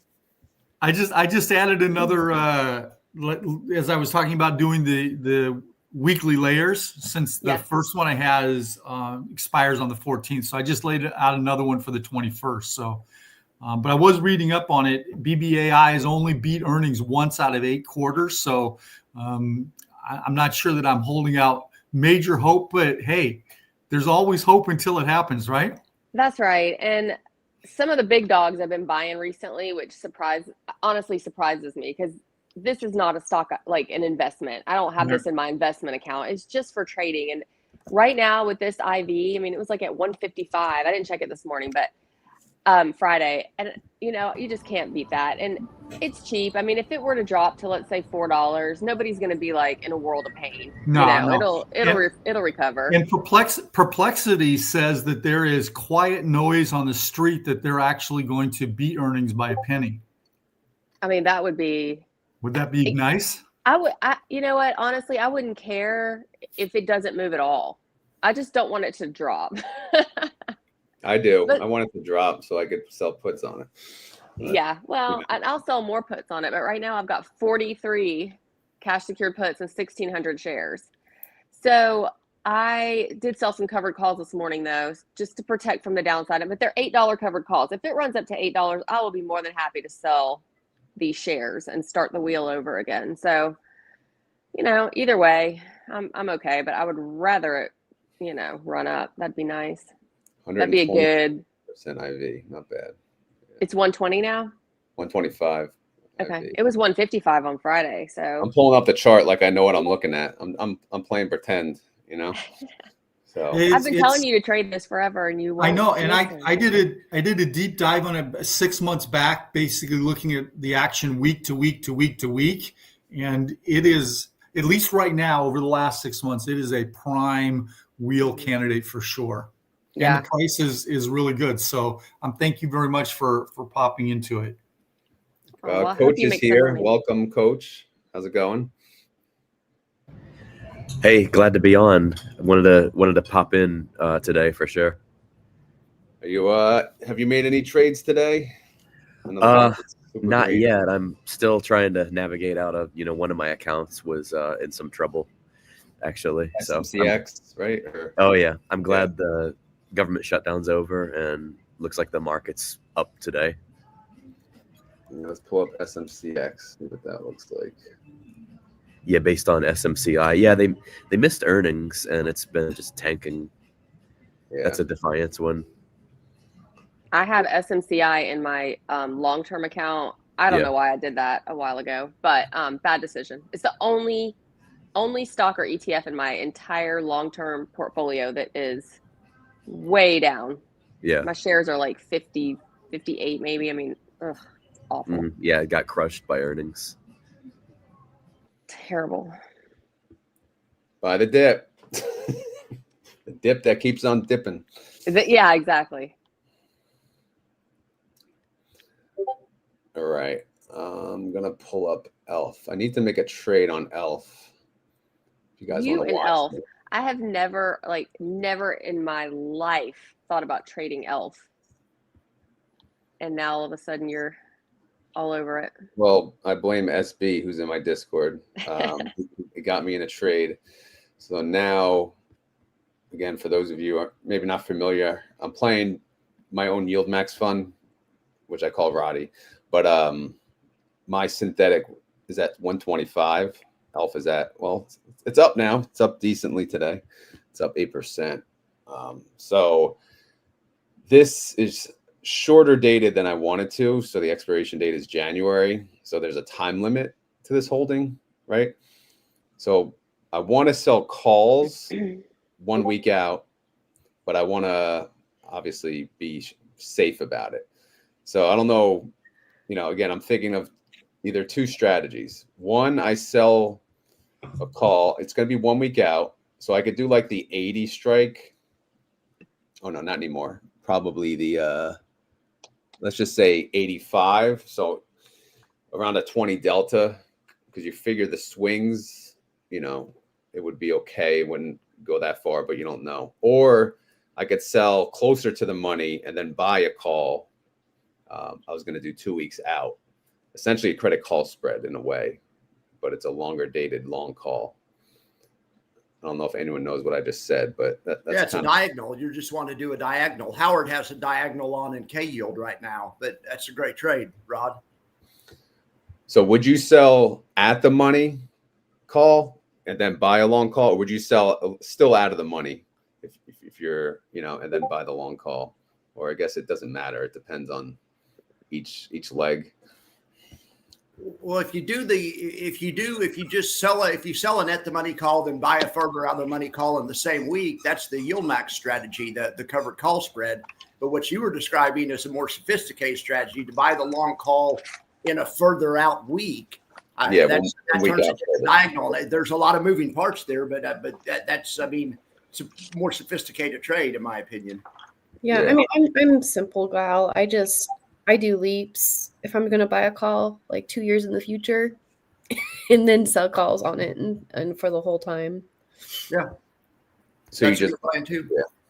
So I've been doing these, Amy. Again, I'm just going to assume you're not watching our channels and we won't be offended, but we're I'm creating a synthetic position, kind of like YieldMax, right? Buy, call, sell, put.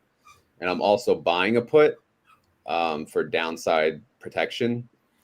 But I'm treating these 3 legs essentially as my, it's my poor man's covered call, obviously portion of, it's not just the long call though. It's, I'm saving money through selling the put, but I'm also protecting myself on the downside, which came in handy because ELF did drop under 100. So are you doing this in a margin account? Yes, I have margin. Okay, and so when you buy that put, does it so you're asking about the collateral? Robinhood doesn't allow you to do like naked puts, so it like actually has like double the collateral when you do the 3-leg option, right? Yeah, so I had to apply for the highest level of options to get this, but my understanding is the collateral held will be the difference between these two, which is $25, obviously times 100 for one contract, so 2,500 instead of holding 12,500 collateral, right? I have not actually ran the numbers to confirm that, but that's supposed to be what happens, right? I have so much going on in my account, I can't, balance every single number, but I'm pretty sure. Max, is that your understanding as well? Yeah, that's the reason people buy that extra put. A lot of people don't buy the put because they're bearish. They buy it just for margin control. Yeah. Some people even go really far out of the money. They aren't planning on the put ever helping, but they just want to cut their margin by a half or 2/3 or whatever. That's absolutely the deal. Has anyone ever sold a put spread and then used the proceeds to buy it out of the money call in the same week? That's a risk reversal, a 3-leg risk reversal. I like that trade for earnings because you don't have capped upside. Your upside's uncapped. But selling the put spread, just selling a put spread by itself, no stock, that's the same thing as doing a collar. That's a synthetic collar. You might as well have the stock. But then on top of that, so the put spread brings in $300, go out of the money on an earnings stock and find a call, maybe at 20 delta, 15 delta, that cost 150. You still put 150 in your pocket. You're long the stock. And then if it goes past the strike in an earnings trade, you can make bank. That's my 3-leg risk reversal. That's my signature trade, and I love it. We did have Howard just jumped on. Howard Chan of Curve. Howard, are you there? Can you hear us? Oh, hello. Can you hear me? Yes. Good morning. Thank you for joining. Great to be here. I caught the last part of this. This is great. It's like what Just we do in our PM team, talking about options. It's great. Yeah, it's just some options bros and gals talking options. We're talking high yields. We were talking about KYLD before. Are they announcing their distribution today? We are, I think in 14 minutes, we're releasing the distribution information. So 14 minutes. Any hints or what's going on? I would say it's pretty competitive. Let's see. I think I can because we're so close. Let me. Come on, Howard. You're among friends. We won't tell anybody. Yeah, we're right there. We won't tell anybody, Howard. It's not live or anything. No. Yeah. So, yeah, I think because it's coming out, we're supposed to send the distribution information out to as far as broadly as possible. But oh wait, this is the wrong one. Sorry. Let me. We actually, this week is a bit of a weird week because tomorrow it's Veterans Day. So today is actually an odd cycle announcement for. It'll be the Tuesday, right? Yeah, normally it's a Tuesday. Sorry.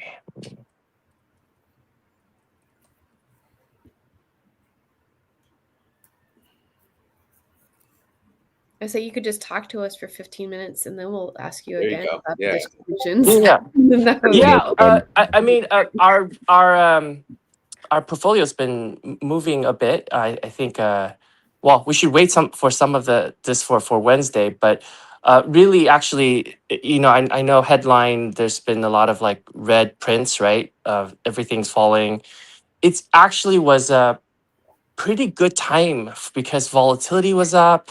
It allowed us to reposition the portfolio, anticipating the market might come back up, especially with, we had an inkling probably like government will have to maybe start talking to each other since, flights are being canceled. So we took advantage of the situation. So yeah, I think I can just say it would Is that be, it? yeah. Uh, it's 0.16. yeah, 0.165. Okay. It's official. What is the yield on that? Do you know that? As of last Thursday's NAV, it's about 36%. Okay. Yeah, so on the NAV for close, it would be 36. On the NAV of release at 25, it's 34%. So pretty much exactly what he said he was going to do when he was talking about it. That gets a clap. Yeah, and thank you for you this distribution. We look at usually $% because the NAV, when we when we initially listed, it's higher, and then obviously with the pullback last week, it was lower, and then of course after today, the NAV is going to be higher. So it's hard to do a particular. We can do a range probably, but the dollar per share is what it is, and then the distribution number will be dependent on where the market is. By the way, I don't know if you guys know this. The official distribution number uses end of month NAV, so we can't even predict that until end of month. So yeah. So KYLD, we were talking about it earlier, and many were saying it's not really a competitor to Ulti because it invests in maybe safer options. Do you want to be briefly, I don't know how much time you have, do you want to give an overview for those of you that may not be familiar with KYLD? Is it just pretty much a fund that can, I guess, do as it pleases, but you're not chasing high IV stocks necessarily, maybe on the safer end, or is there an IV that you're sticking to? Yeah, so there's multiple levels of construction to this portfolio. So I think in the previous, when we first talked about it, that maybe the day after it listed, we talked about there was like 5 themes. There's actually a little bit more to that because when you construct a portfolio, you want some negatively correlated assets. You can see our vol for the strategy is lower probably than other strategies out there. The reason is because if you look, one of our themes was gold miners and silver miners. Gold and silver is generally still negatively correlated with equity risk. So when things sell off, if you actually look in just the sell off in last week, it either did positive or nothing versus all of the market was selling off. So the miners is sort of a levered play on gold and silver. So we're still looking at high implied volatility, but we want to look at negatively correlated assets with high implied volatility. So there's like multiple layers of portfolio construction here. And that's why we didn't use gold and silver, because gold miners and silver miners have higher implied vol than just gold and silver. So, and then if you took a look, I think we talked about, we launched it around all the tech earnings, and we did sort of tactical positioning on earnings, which we did with Amazon. We did that with Iran as well. But the portfolio is much more interesting today because we were anticipating that the problem with vol is it's sort of, there's a convexity to it, right? So as the market was selling off, vol was increasing. So that's actually the time to write calls or puts, right? But if you write a call, you kind of cap your upside. So what we did was we wrote calls that is further out. So you're either banking on I'm going really technical, which is either implied vol falls more than intrinsic value going up. So that's kind of what it did today. But on top of that, we wanted to add more risk because market was selling off. So what we did was sort of this, we sold puts and bought calls on Qs to increase the beta of the portfolio. I don't know if that makes sense. Because naturally, when you write calls, you decrease the beta of your portfolio, right? So to neutralize that move, we wrote the calls to get the income, which is what this portfolio is meant to do.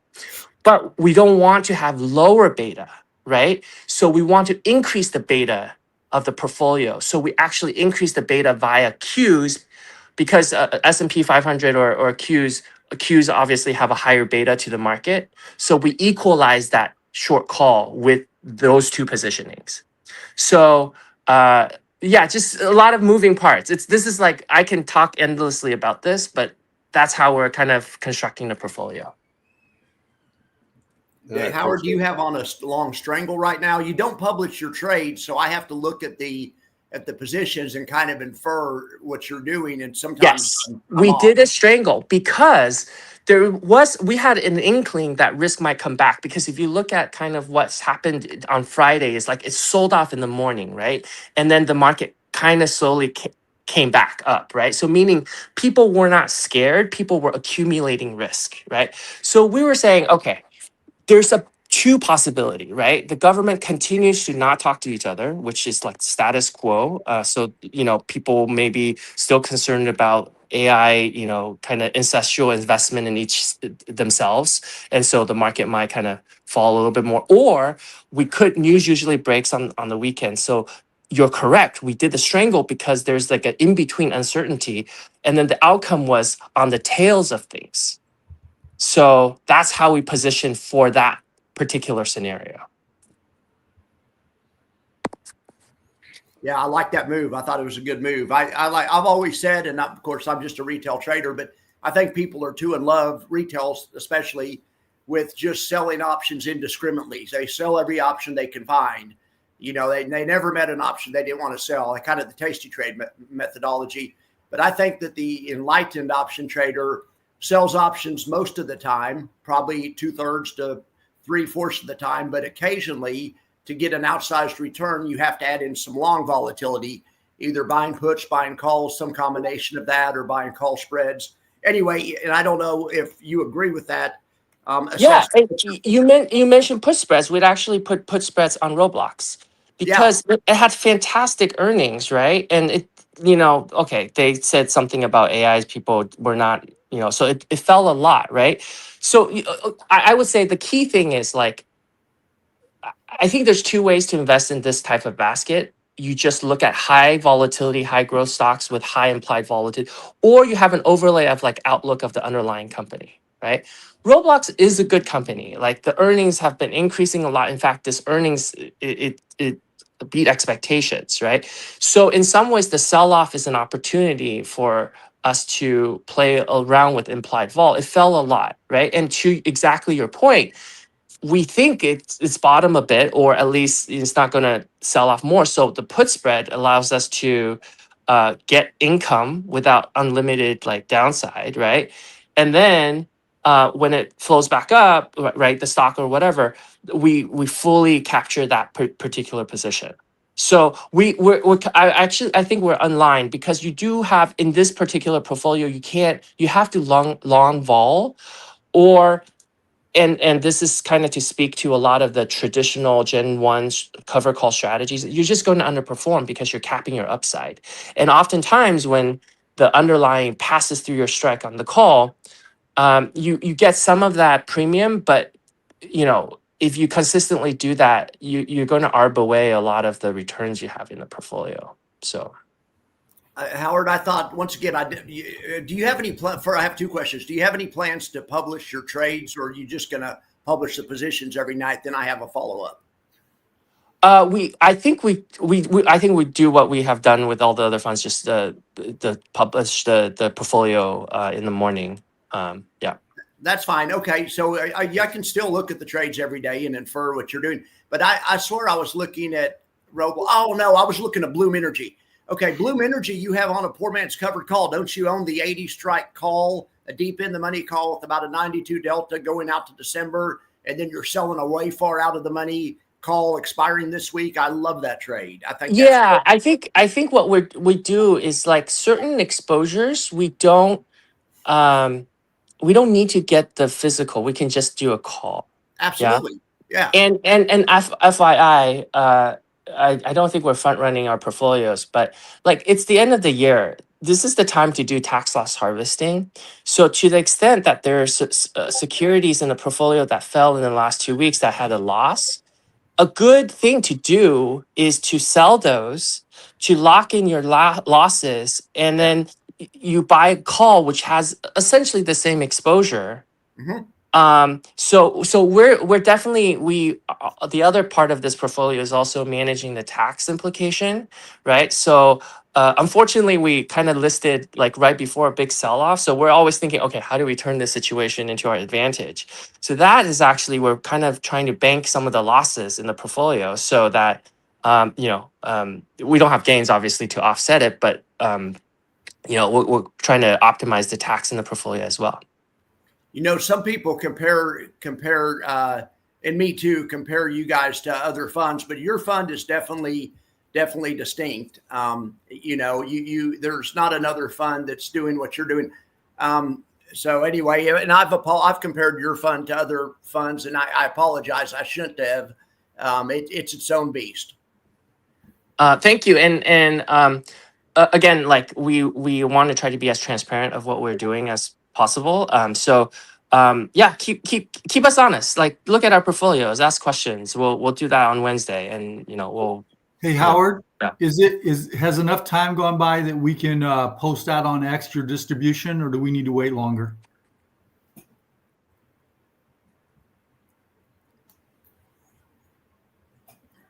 Oh my gosh! I made him leave. Yeah.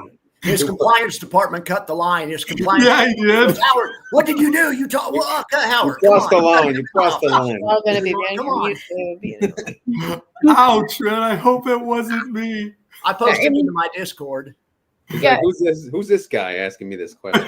By the way, Max, you don't have to apologize for comparing it to other funds. Like, that's what we do. We need to have a basis, something to compare it against. I'm just curious to see, because I think K-Yield is going to be a really great fund to get into, but I just need to get more comfortable with what exactly do we compare it to. I think it's a better comparison for blocks than it is for the ones that it's getting compared to, just in my opinion.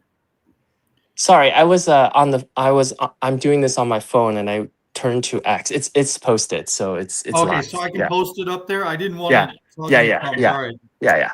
Okay, I'm gonna jump off, but if I didn't know these things existed. This is great. Like usually, just when we talk about it, we tend to talk about it on a higher level because a lot of people don't know Greeks. But this is great. I can talk endlessly about what we're doing in the portfolio. So I appreciate you hopping in. Again, you're welcome anytime. This is just first time. Again, any one of us, I'm sure, will probably do this at any time. I think it's a good idea. I just took off work, which is why I'm able to do it today. So, but thanks for doing it, Howard. All right, thank you. Talk to you guys later. Bye. Yeah. Thank you, Howard. And thank you, Ambassador, for reaching out to him. He's always so approachable and dang, so stinking smart too. Oh yeah. Some of that went up in my head. Well, K-Yield's going to be on YieldMax in about 3 minutes. There you go. Breaking news. I would if I was going to like that would be wrong also. Yeah, I maybe blocks, but blocks is so compared to K-Yield is a little narrow as far as its focus. Yeah. Yeah, true. I would say it's a mini Qs. Maybe with overlays. Yeah, or like a K triple Q that pays more. Yeah, because K triple Q is its own beast also. But yeah, Howard's a maverick. Yeah, and he's selling his options, as Max knows, or he's putting on trades, not necessarily to capture the highest yield possible, but try to make sure he's above that 1 beta. So whatever he's holding, he's going to grow the portfolio and return some whipped cream on top. It's just it truly is the kind of play that you'd have if you gave somebody money and you just said, I don't really care what you do with it. Just give me 30% yield at the end of the year and make sure my capital is at least flat or up with inflation. Kind of exactly what Mike Coe was saying. If he could design his perfect ETF, it would be the ETF that would go up a little bit higher than inflation and return maximum yield with keeping that yield or your cost base. I mean, not cost basis, but your share price at least battling or exceeding inflation. So easier said than done. Yeah. Hey, what time's your show? Let's talk about your show on Wednesday. I'm looking forward to that. Maybe you could pump that for a second or give us some time. No self-grandizing here. This is about everybody else. All right. Yeah, please, John. I really enjoyed the pit on Fridays. Kind of miss it. So I do too. I really like to do that again. We could just show up without an agenda on Fridays at noon. Yeah, we could just make it a round table, right? Just make it a round table almost like this. We probably need a little structure, just at least a couple topics to talk about so that we could be prepared and have claws out. But yeah, I really like the Friday the Pit. I enjoyed that a lot. But I didn't ever had to do any of the work. I just showed up and hit the button. So let everybody else talk. Yeah. Have you all seen the new KWin ETF? What is that? KWin? Oh, yeah. So it's from Crane Shares, and it's an option income ETF, really? But it's an alternative income ETF, but it pays annually. Ooh. Which I was like, I'm putting it into YieldMax, and I don't think YieldMax actually handles annual. I love Max. Max's initial response was, ew. Well, I don't care, but none of my people will like it. It doesn't matter. That was your inner 9-year-old coming out, right, Max? Oh yeah, it's come out. Visceral reaction, because I was like, "Oh, this is cool. We don't see that much from Crane Shares," and then I was like, "Annual? What is that?" Yeah, that's not going to cut it. And I'm like, "How can you be income if you just get paid once a year?" I mean, I guess some people could do that. Yeah, there it is, annual, like Disney. That's what. No, Disney was semi-annual. I don't know. Did they ever? Okay. Put their dividend back on Disney, or they still have it paused? I don't know. But now that we have we can do the range for the minimum on YieldMax, I'm going to add some of the lower, like not necessarily cover call ETFs, but like SCHD, because people, I mean, still income. Yeah. You're still doing it in your dividend portfolio. Oh yeah, this just launched. Okay. But yeah, it just launched. I got an email about it, which is the best way. Like I said before, the best way to get me to update YieldMax is to just have like an email about it. Selling a call and buying a put. Yeah, so it's a cover call, but like I was wondering if like the annual thing is a typo. It's got to be. I mean, that because you can't call it income if it's annual. I mean, it's got to be a typo, or maybe they'll switch. I mean, who knows? Well, yeah. Who's in charge here? Let's get them on. Might as well keep at it, right? We were just wondering because KWin, that's a cool ticker name. Like, we can be like the winner. Like, there you go, Jonathan Crane, ambassador. Can you reach out to Jonathan Crane? Oh yeah, sure. I got him on speed dial. Yeah, we were able to get Howard on here real quick. Quick. But yeah, that was awesome.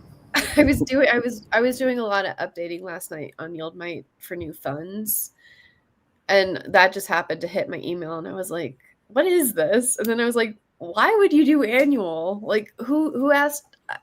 I want cover call ETFs, but I want it to be paid annually."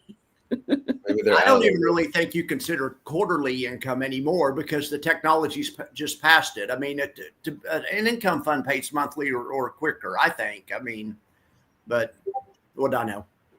Well, it's not even listed under their income funds. Yeah, I'm looking at their positions. Anyway. Yeah, I could tell you one that I'm actually excited to look for. Like I just discovered, it's been a thing forever, but HCow. Have you all heard about that? Oh yeah, I know HCow. Oh yeah, I didn't know about it. And I was like, oh well, I don't normally go for things like that, but it seems like things that are cash cows that you get a 12% return.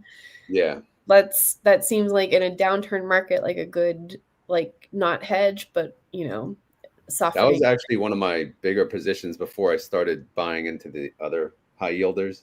Mm-hmm. And then I eventually got rid of it because it was just such a low yielder, I mean, yeah, it doesn't perform like in a regular market, it doesn't outperform anything. But if the NASDAQ ever pulls back like 30 to 50%, you might be happy enough that you're in something like HCal.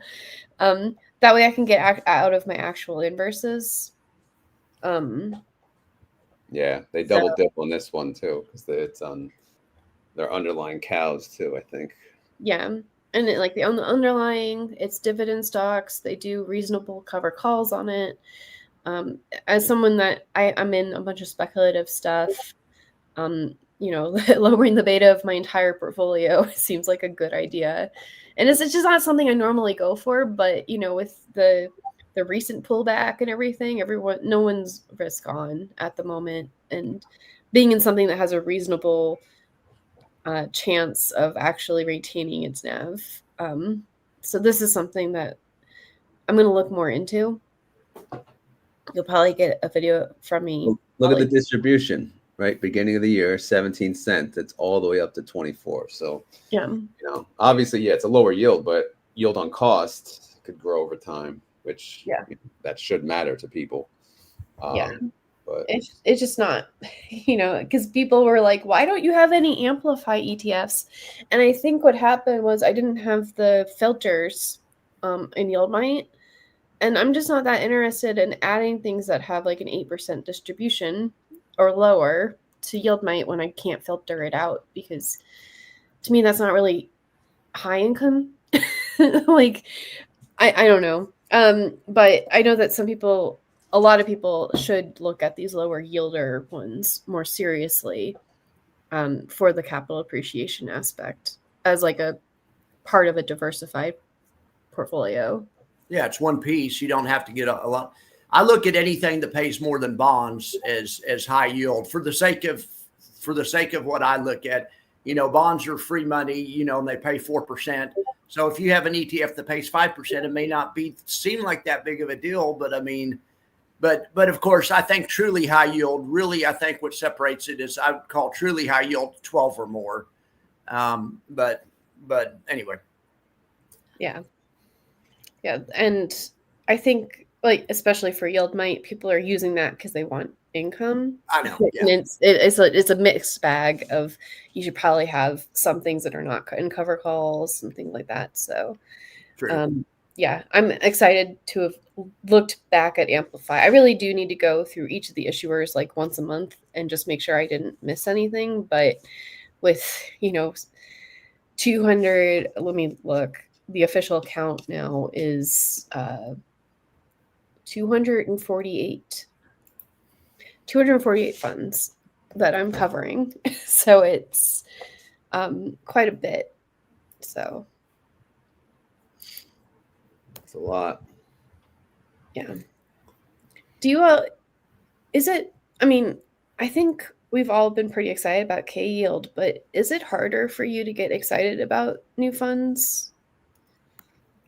I mean, I don't get excited anymore, to be honest. I'm kind of over a new fund every day, but I'm a little salty and like exhausted of doing the coverage. So I don't know if I'm kind of doing my own trades now and focusing on that. I try to cover at a minimal. So yeah, I don't get the same excitement as much anymore, and I'm not rushing to do a review on anything anymore as much. So, but yeah, I guess I'm a Debbie Downer on that question. I'm not sure if anyone else wants to answer. I think we're probably at peak cover call or past it. I mean, not that these things won't be around in 5 years, but I think it'll slow. I think it'll slow down over the next couple of years. And if we get a decrease in interest rates, a big decrease in interest rates, and all the hedge managers, I mean, all the fund managers tell me this isn't true, but I know how to read the Black-Scholes model. And if interest is an input in volatility, And if we get a big drop in interest rates, these will become less attractive on a mathematical basis, especially if we go back to really low interest rates. Now, maybe that won't happen. Maybe we'll stay with kind of high interest rates for, the next 5 or 10 years, but we're really the perfect storm for covered calls right now. Interest rates are high enough to make vol high enough that it makes selling premium, reasonable, good bet, but they aren't so high like they were in the late 70s and 80s that it makes the market crash. So we're in a perfect, perfect scenario, 2023, 2024, 2025, and it won't last forever. Nothing lasts forever. Here, I got an options question for everyone, right? So I'm just starting to pull up my trades because I got to get moving some of my trades. I have 3 puts on TSLL, right? I sold them mid-October. They expire Friday, 13, 14, and 15, right? So they're pretty much way out of the money, 26 all the way up to 36% out of the money. The cost to close them is about a penny up to 3 pennies, right? TSLL is trading at $20. So I guess the question could be, would you pay a penny or 2 pennies to close these out early since it is a leveraged fund? Definitely. Definitely. Take the money, take your profit before somebody else takes it for you. That's an old Wall Street adage. You're definitely. And Coach, I think, concurs. Yeah. I have covered calls on these. So it blew through my strike of 15. I'm just at this point just going to get exercised. Yeah, I've been in that situation with TSLL too, but I'm actually, because I trade 1 month out now when I do the wheel. So what I do is I'll bump it up $1, right, each time, and I'll still collect the premium, just because I want to play both sides. Like right now, I have 500 shares. Where is it? All 500 have been in covered calls, and I've been rolling it for months and months. But again, I like to play both sides, and I've been mostly selling puts because, but really, it's tough because Tesla's been on such a tear that it's hard. That's what's frustrating about Tesla, because Tesla keeps running up almost to all-time highs, and then there was like no recovery. Oh, I heard you sold your Tesla. Is that true? I did. So I actually, that's a good segue. I have a question for you guys. So I'm still in a margin call right now. I actually screwed up pretty bad. So you all know options pretty well. What happens when you're short a bunch of positions and you don't have the cash to buy them back? Do they just like liquidate your account?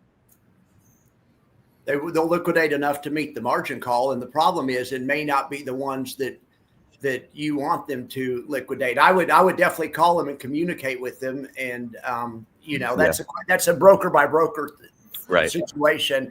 Maybe you can say, hey, look, I'm in a margin call. Is there any way you can liquidate this one but not this one? I don't know if they'll work with you, but because they always liquidate the one you don't want, it seems like. I know. Well, it's weird. Enough money so that you can liquidate it yourself, because they do let you.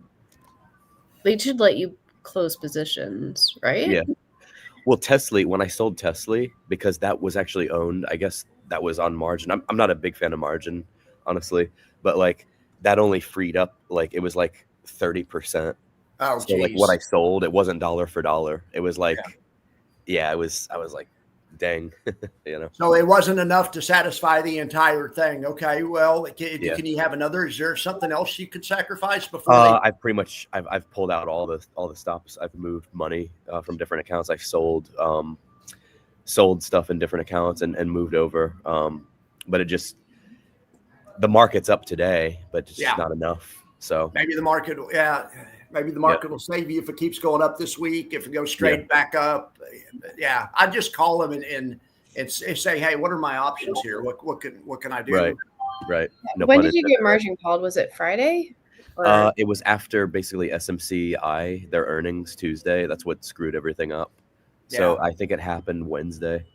Yeah. Oh, so you are at the 3-day when they do. Yeah, something's going to happen today. Pretty much. Yeah. I'm sorry to hear that. Yeah. Well, what I'm going to fix when I come out of this is that I'm going to retain probably 10 to 15% profit on every win. That way there's enough, Honestly, like if you all want to know my opinion, the margin, it's like kind of like rope to hang yourself, basically. Because they keep on. It's like, oh, you have this much more. make another trade, you know, and then you like you get excited and you keep on going, you know. Yeah. So something I've tried to explain. This is kind of a good topic, I think, or it's a bad topic, but it's something that needs to be talked about. Something that I've tried to explain to the guys in my Discord, and well, they understand this, but just in general, people say, "Well, I sell my own options, I don't get NAV decay." Well, no, you do. Everyone does, and what all NAV deplete. I mean, all that is whenever you make a bad trade, you know, if you don't get a margin call, you can just ignore it and just think the market will come back. But an ETF has to realize that trade, realize the bad trade, and adjust their price every day. So there's no on the leverage ETF, right? Yourself and get out. It's the daily reset. Yeah. Right? Yeah. Well, I mean, yeah, exactly. So people say, well, this ETF has NAV depletion. I'll just sell options myself. But you sell options yourself and you have a losing trade and get a margin call. There's your NAV depletion. Or you don't get a margin call. Wonder if your account goes from $1 million to 900,000. Just because it's not an ETF and they don't look at the price every day, they tell themselves, hey, I can sell my own options that don't get NAV decay. But no, that would be like saying, I'm not going to have any losers. If you can sell your own options and have 100% winners, yeah, you can get no NAV decay. But that's something that's always, I think it's a misnomer. Yeah, Max, you're right. If everybody who sold options had to post their account capital online at the end of every day, they would have the NAV decay just like any of the covered call funds do, because they're actualizing it in the share price every single day. So if you're stuck behind a trade for a week or 2 weeks and it's going down, your share price, if you took your capital amount and you divided it by 100 and that was your share price would be going down every day and you'd be having NAV decay too. So the whole idea is just it's redonkulous. And then on top of that, the idea that Coach was referring to, the NAV, basically the NAV erosion or the decay on leveraged funds is absolutely real. Meaning, take a look at MSTU. MSTU is down to 250, but it was down at 4 when it was up at 350, and when they split, they were at 350 at 19. If you don't understand that there is real decay in price when they're reconstituting that every day, you're really getting yourself in trouble in trading the leveraged funds. Well, that's actually what erosion is. Erosion's not what happens to that is erosion, and that's by the daily reset. But the NAV decay thing is just losing trades. When you have a bunch of everyone thought Tesla had NAV decay, but Tesla dropped 80%, and it was just getting killed on its trades. But yeah, when you're trading leverage products, then they have a daily reset, so you get erosion from that, and then at the same time, if you have losing trades in that ETF, then you have decay plus erosion, and it's not fun. Yeah, and that's why doing long dated leaps on leveraged funds is like just shoot yourself right now. Right. Well, look at the 3-month MSTR down 36. Oh wait, you guys can't see it. Hold on. Do you guys think there might be another like reverse split with MSTU, because they did a split last year? I thought it was, If not, the fund is toast. Yeah, they did a 10 for 1. They did a 10 for 1 when they dropped down to 15 forward split, and now they'll reverse split it at some point, maybe 5 to 1. Maybe they'll do 10 to 1 again. I don't know. Yeah. Oh no. 10 to 1 in the other direction. We need MSTR to start recovering. Yeah, but even if MSTR goes 50% from where it's at, and MSTU is 100, your 100 on 250 is $2 is 5. Yeah. And MSTR will be at 400. It's just the erosion on a leveraged fund is crazy over the long term. Short term, trade it for earnings, trade it for other stuff, but holding it is redonkulous. And then the people who say I'm doing a leap on a leveraged fund, I just I want to reach through the screen and like shake them, say, hey, come on. Why don't you just give me the money? I'll take the money. I'll give you 2% on your money, and it'll be more than you'll make doing that. You know, it's funny. I'm kind of eating my words on margin. I only have one account with margin out of like 5, but I kind of wish I didn't have it at this point. And yeah, it's just you know, it's like when the market goes up, you know, you keep on getting that extra room to make trades. And my thesis was that with the Fed cutting rates, with the tax cuts we got in the summer, all of that was bullish for the market. And then I knew about SMCI missing certain sales metrics, but I didn't think it was that serious. You know, it seems like these companies get oversold when they miss like 1 or 2 metrics with the earnings. It works till it doesn't, right? Yeah. So did you just close them out or did you roll them out? I can't close them right now. Oh no, I'm sorry. I was talking to RoD because he was playing with his spreadsheet. Yeah, I'm just playing around while you guys talk. Yeah, I closed 3 puts, 2 cents, 2 cents, 3 cents. And you didn't roll them up in the same week to grab another like $8 per contract? Come on, man. I'll wait till it dips tomorrow, then I'll sell more puts. Come on, man. Come on, Cletus. That's an extra $8 for the week, man. Come on, Cletus. Where's your gambler mentality? Roll them up in the same week, roll the price up in the same week, and collect another $8. It's like you made one trade before and you got $8 more. The beauty of me closing out this week is I don't have to think about it anymore. Because remember, some of us have jobs and we can't stare at the screen. So I'm actually relieving myself. You want some cheese with that wine there, my man? Ambassador's on a roll today now. I know it. You got to watch out for him. Can't stop him now. All right. What else is going on? So wait. So Coach, you can't. Is it too late for you to pick and choose what you sell out of? I've sold pretty much everything that I can. I've got more money coming into the account, but it's gonna take some time. So. It's going to take too long, yeah. Yeah, they'll have to sell out. They'll have to close something, and I'm fine with that. I mean, if it's like a partial loss, I just don't want to like lose the whole thing, you know. Aren't you a banker? Have you looked at getting some money from your bank real quick and then have you looked at other options? I'm sure you have. Actually found 5.5% for a home equity loan. I mean, yeah.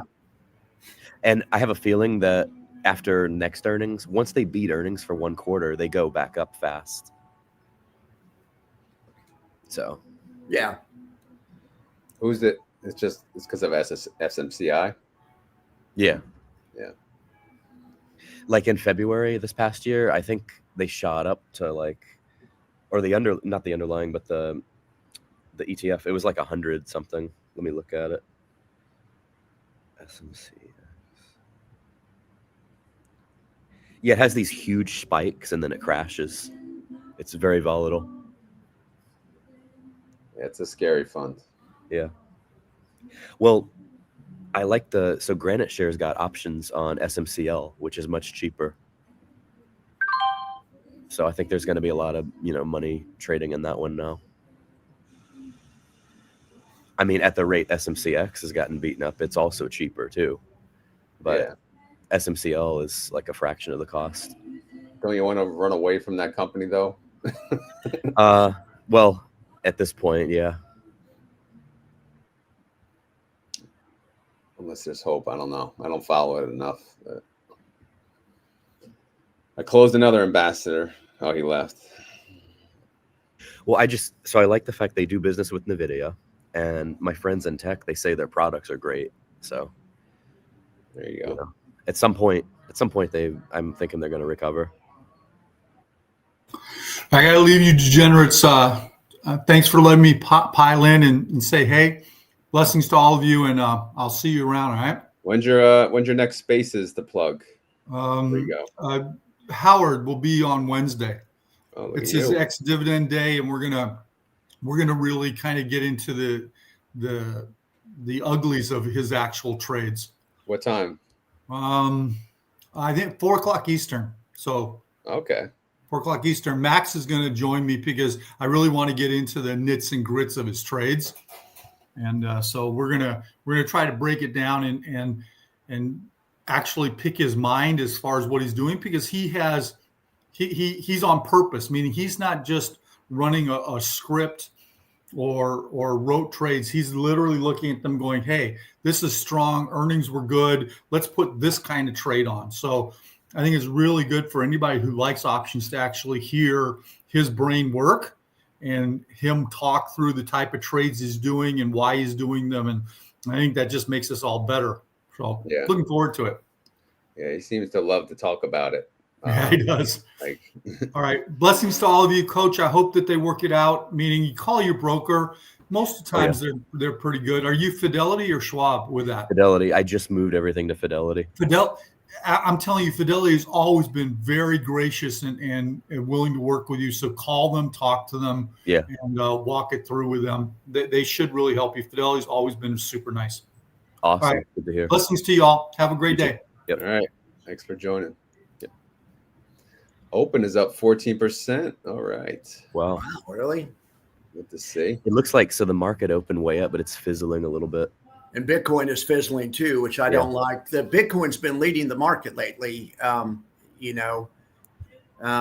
anyway, it's still better than it was Friday. This market, it's like there's no it goes up, but there's not enough juice to it to sustain like a big rally. There's been sellers overhead. There's overhead supply. I mean, the past couple of weeks, but we need to bust through that. There's probably orders up there that are resting orders, but eventually we'll fill all those orders and then the bulls will have enough juice. But you're right. It goes up and then it runs out of juice. Peters out. Or like we get a rate cut and then Powell says the next one's not a guarantee. Exactly. But we were already up so much in advance of that rate cut. Everyone has been anticipating that since the summer. So the smart money's been made and they cashed it. Yeah. Right. So I sold it. For the market would be like if we got like a 50 basis point cut next time. Yeah. I doubt it, but that would be great for the market. He doesn't want to help out Trump, though. It's political. They hate each other and stuff. Right. If I was president, I would butter him up a little bit and stuff. I mean, I have a different way of, but we'd be best buddies. He'd be over at the house. I'd be, you know what I'm saying? And then he would do whatever he wanted. But anyway, I have a different technique for managing stuff than some people do. But in any event, Yeah, it is. Looks like the market's petering. We had a giant gap, and it looks like we're in the SPY. Man, that's a huge gap, 670 to 677, and we're still only about a quarter of the way into the gap. It could be a lot worse. Lots of people look at a half gap for a buy place. If you wanted to buy the dip today and you had a bullish thesis, maybe 673, 674. If it gets halfway into this gap, but it's barely into the gap yet. So we just need Bitcoin to turn around. Yeah, I sold in the money put on open on Friday at 7. It's at 760. So I can close it today. 74% profit. What do you think? Take it. Yeah. Well, most people say take it if it's 50. Just from a That's a one day.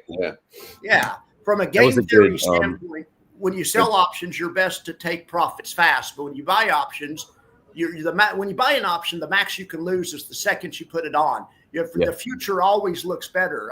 Even if an option's just 2 or 3 cents, I'll just leave it on. When I put it on, I just use money I can afford to lose. When you sell options, it's the opposite thing. If you've sold an option at 2 and it's down to 50 cents, you only have 50 cents more you can make, but you have unlimited that you can lose. Yeah. So I mean, Yeah, and you always end up regretting it if you don't, because the next day, open's probably gonna tank. Right. And I'm like, I should have closed it. Because if it tanks tomorrow, I can use that same money and just sell another put.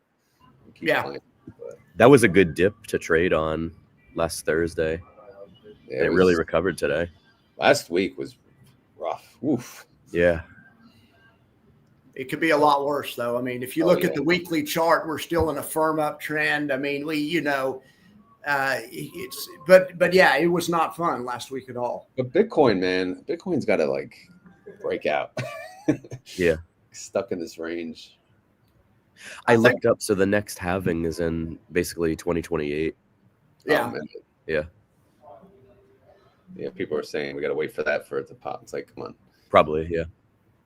So there'll probably be a Bitcoin winner in between. And I mean, I guess I'm not a Bitcoin bro, but Bitcoin's in a bear market, and it's indirectly or directly related to probably, I don't know, I'm going to say a third of the SPX or whatever. So you have a third of the SPX that's parent asset or reference asset is in a bear market. I mean, it's down from 127 to 105 even after this morning. That's 22 points on 27. I mean, it's down 20% basically.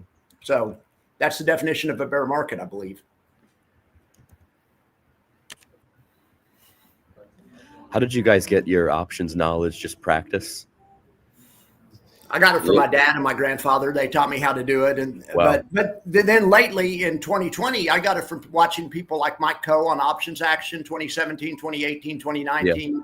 And then from YouTube after that. And then people like Shadow Trader. His name is Peter Resnicek. He's an option bro that has a YouTube channel. Mm-hmm. So I got it from from my family initially, and then from YouTube.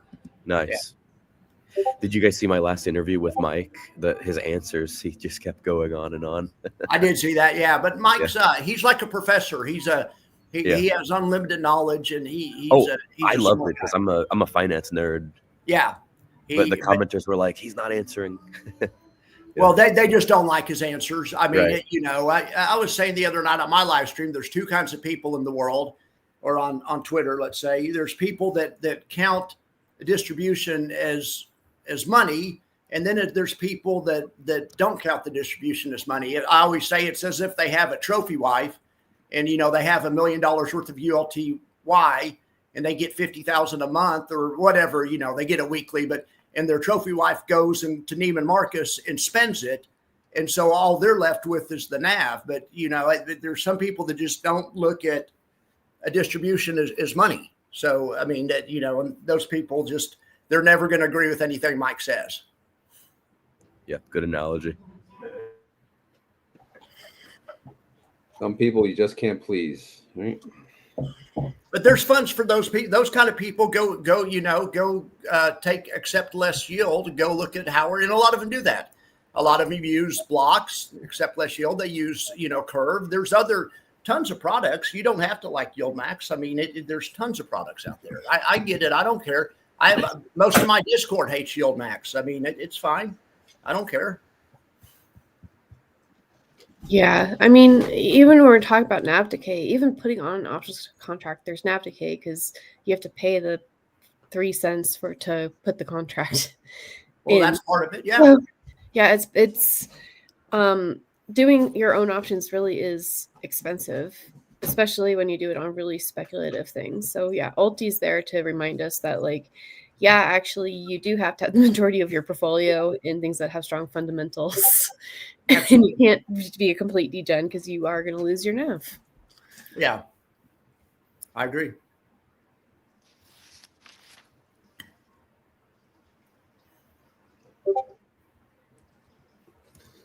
Don't mind me just plugging in the trade. Heck yeah. Coach, I just want to say I appreciate your openness. Getting a margin call and getting it in front of the world is just, I mean, it's miserable.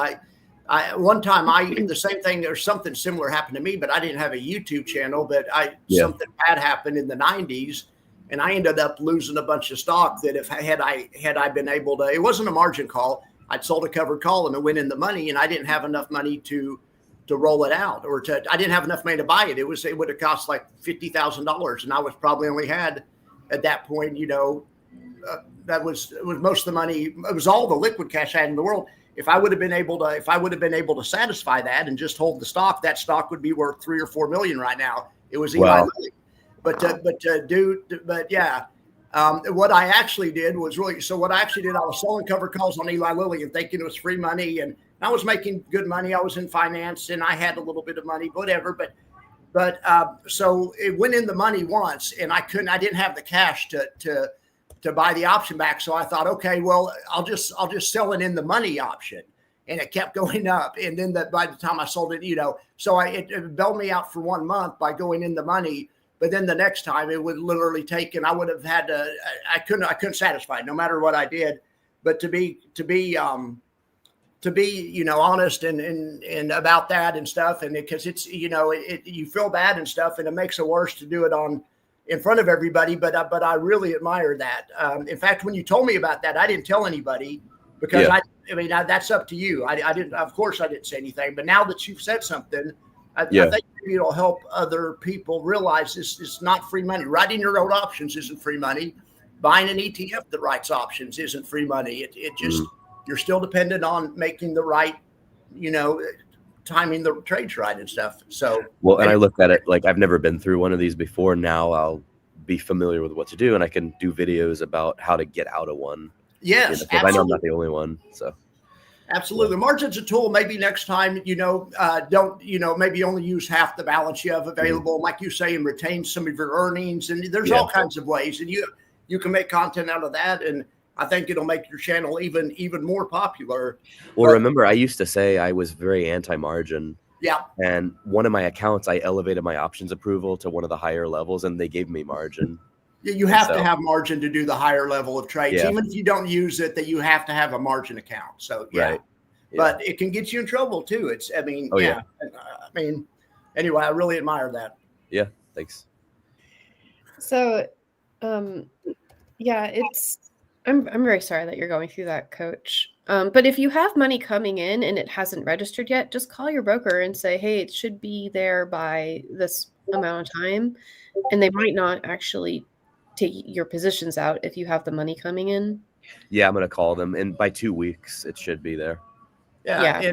And then say, hey, if you have to liquidate me, I'd prefer if you liquidated this stock and not my stock the company I work for or whatever, because there's other considerations and so definitely call them. Well, and I figure if I can at least get assigned on most of them, I can hold out and they're going to recover. Yeah. So, yeah. But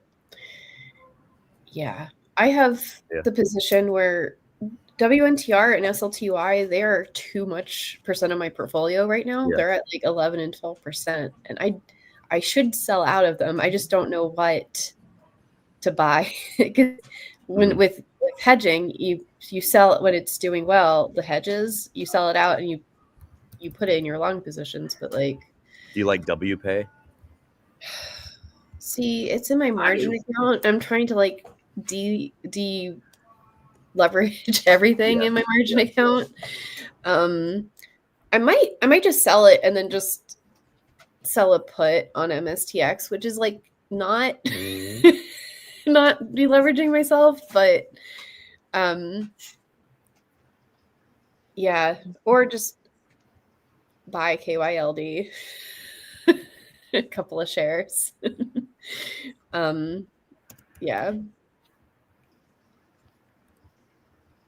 I've been buying gold, but I don't want to over expose myself in gold either, because in a downturn, that's also going to go bad.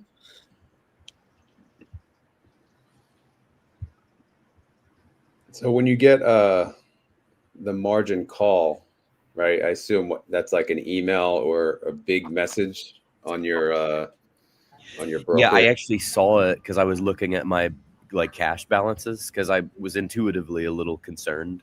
And then in red, it said, oh, you're in a margin call. And I didn't start getting emails about it until actually today. They pretty much said today that you got to make something happen, or else. So I'll be calling them. I'll be calling them this afternoon. On live on YouTube? I'll do that. I have to be careful what all I dox. I've got some pretty serious haters out there. Oh, yeah. Yeah, Max. I've got the meme where it's like your phone ringing. It says, "Hey, answer the call. It's margin," and it's like the phone ringing. Yeah. Margin call. Yeah. It's not nice. It's not nice out there sometimes. No. They have too much time on their hands. Yeah. Sorry, Max, for what you went through over the past 2 weeks, but hopefully. Oh, it's no big deal. That's on me. I should have known a long time ago to lock down my Discord. I've just had such good luck. I haven't had one thing go wrong. I've had my Discord since last October. I really think my channel's too small to attract, any attention. But this month, I've really been growing the past couple of months, and I think that's why I finally made a big enough channel to get on the troll screen, so radar. So it's kind of good news too. I kind of like it, but I should have locked down my Discord, a year ago for sure. I've got to secure mine more too. Like you can make a phone number. People have to put a number in to get in. Yeah, mine has that now. Mine has you have to apply to get in. I had somebody come in from another Discord, and somebody in my Discord even vouched for them and said, yeah, they're a good guy. They're over on this other Discord. I know them. I let them in, and then it kept continuing, and we figured out it was them. And then I looked closer at it, or one of my guys did. One of my moderators looked closer, and no, it was the same name as a guy in the other Discord, but it was off by a digit or whatever. Oh, yeah. And so now I just have an application only. I really wouldn't care. Discord is not that big of a deal to me. I like the guys I have now. I wouldn't care if I never get another member. I'm not trying to, I'm not trying to retire off Discord or retire off this YouTube channel or anything. I'm fine with the people I have now. So it's going to be invitation only. Yeah. Amy's like, what Discord problems? Yeah. I'm just on retire on dividends one. He has it locked down. I feel safe in there. Yeah. I could at some point. It took a while, but yeah, now I made some changes. I think we're finally good outside of the fake accounts that pretend to be me or moderators. I don't think that'll ever go away though. Yeah, that's I got one. I got one from you. It was a fake one on Instagram, I think, and I realized it was like one character off. Yeah. Yeah, lots of times they just put a period after retire on dividends, or maybe they take the S off and just retire on dividend. But yeah, every time I get one from RoD, I know it's not him, but lots of times I'll look to see what they've done, and that's usually what they do, something like that. So Tesla Groupie, are you still there? I don't know if you guys ever met Tesla Groupie, but she's kind of newer to the YouTube space. She's an options trader. You want to introduce yourself and your channel? Hey, I'm Tesla Groupie. I sell options, and RoD showed me how to open up a YouTube channel. So I did it. Nice. And originally I just did it to make shorts for my ex-subscribers, but then I realized I had a lot to say, so I started making a lot more videos. Cool. So what is the trade of the week? What is the Tesla Groupie trade of the week? BBAI again. I'm loving it, but it has earnings, so it's a risky one. But it's cheap, so I can't remember exactly what my trade was. Is it this one, this Big Bear? Yeah. Yeah.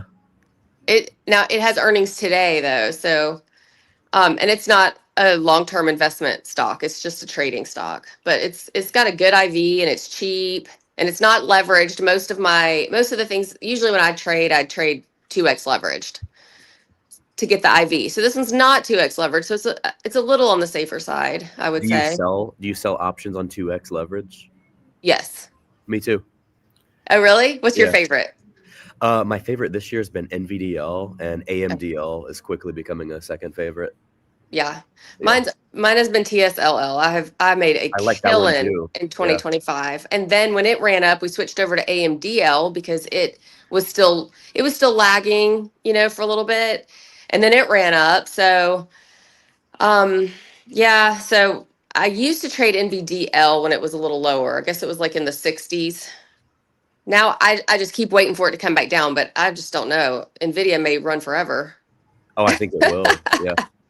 We were talking about buying back options quick. I do that all the time, actually. When I see a nice gain on the premium, I just buy it back. Yeah. Yeah. What do you do, Tesla Groupie? Would you have a rule of thumb when you make half your money off the sold option? Do you cover it, or do you go for the whole thing, or what do you do? You know what? Each trade and each name depends. It's just all different for me. Back when TSLL was in the $10 to $12 range, I wanted 5,000 shares under $12. Like I wanted it, so I pretty much let them run to expiration because I didn't mind if I was assigned. Yeah. Good and I ended up with 2,900 shares at $12. So, and then it ran up. So, I've just been selling covered calls and selling those some just so I can take profits on those, and hopefully it'll drop back down again. And then some of them, some of them I get a little risky. Like right now I'm going with BMNU, which is a little wild. So if I see profits on those, I go ahead and take it. I don't mess around with that. Yeah. That's extra risky, and it's not cheap. So it really just depends on the stock and how quickly it runs up. And then most of the time I'll just wait till 80% and close it out. Okay. Yeah. The 80% rule is what I tell everyone else. Just go for 80%. Yeah, sure. But I'm really hoping now I'm back on TSLL again, even though it's a little bit high, at 20. I don't want to be assigned shares at, 20. So I'm going a little further out with my expiration date, like into next year. And, and then I'll just close them out as we go. Because on this past week, I sold 15 January 16th cash secured puts. I'm up 16%, but that's $250. So I may just go ahead and take my 250 and then wait for a pullback. So, I go back and forth. So I'm about to do, it's called a diagonal, Max. If I sell a call expiring this week with a, where is it at? With a 90, no, that's not right. I got the wrong one. That one's the buy. This one's a sell. Selling a call for this Friday, $82 strike price. I'm buying a call for next week expiration, $90 strike price. Yeah, that's a call diagonal. Yeah. Okay. I wonder why they usually update this as the name. It pays 61 cents, and I'm doing this because I'm kind of beat up on my synthetic position. Yeah. Trying to add some long delta there. That's what you're doing. Yeah. And that's a yield of 48%. So that's still better than just sitting hanging around, right? So especially on an up day like this, ELF is up 8.28%. So I feel like this is a no-brainer. What spread would you, the 82 versus 90, right? I don't know. Would you say I'm that? pulling it up on Option Strat because I use Option Strat to visualize it. The quotes are 15 minutes behind, but it's close enough. I mean, let me look. So we're going to do a diagonal call spread. Okay, what was the underline? Did you say ELF? ELF, ELF. All right, ELF Beauty, yeah. All right, and then you're going this week and next week. Okay, so which one were you looking at selling? What strike? 82 for this Friday. Selling. All right. And then buying the 90 for next Friday. All right. On Option Strat, it's showing that it's a debit of $254. I don't know if that's close to what you have. No. But credit of 61 cents. Oh, you're showing a credit of 61 cents. Maybe I have it punched in here wrong. Yeah, maybe I have the opposite way. Oh yeah, wait, I have it opposite. Yeah, hang on. I have my buy and sell opposite. My bad. Hang on. Here we go. Okay. So so now I have selling the 82 this week, buying the 90 next week. I show that's a pretty good size credit trade. Okay. Yeah. It's hard to see an Option Strat. I'm going to look back at your screen. Well, yeah, this is Thinkorswim. It doesn't show you. It just shows you the trade. But again, I'm showing a 61 cent credit. So if I plug that in, well, I guess I have to consider. It's still about 40%, 48% yield. But this will, if the 82 gets blown through, at least the 90, even towards the end of the week, the 90 is valuable because it has another week of, theta left, right? Yeah, another week of, The whole idea on this one is that the option you're selling expires in a week, so it's going to decay faster. It's going to for sure lose all of its theta by the end of the week, where the other one should have a little bit of theta left in it. And, it's a spread. You're just hoping the one you're selling decays at a faster rate than the one you're buying. Yeah. Now I'm showing an $80 credit. I had it in wrong initially, but I may still have it in wrong, but I'm getting it closer. What the hell's happening?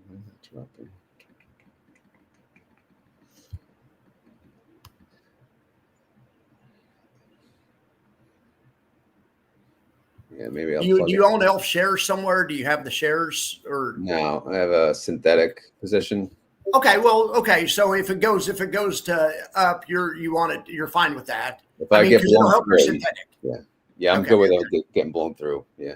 Yeah. So this is a trade on top of the other trade. Okay, I get it now. Yeah, it looks like a decent idea. Who did you say was in your Discord that helped you? Did you say SB? SB, yeah. He's in my Discord too. He's a great guy. I love SB. SB's a great dude. And he loves these types of trades and knows more about them than I do. This is his specialty. These kinds of trades. He's really creative with the stuff he comes up with. Yeah, he's been telling me to do this for like probably almost 2 years, and I'm like, I don't have time.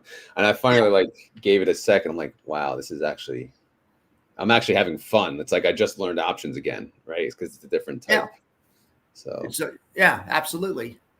And people that you can also just invest in funds that sell options for you. Some people are control guys and they want to control when to get in, when to get out. They want to look at charts and stuff. And yeah, options are a great thing to learn, especially wait till you get retired and you have more time on your hands. It's a great, because you have something to look forward to. You don't go to work, but you get up and you turn on CNBC.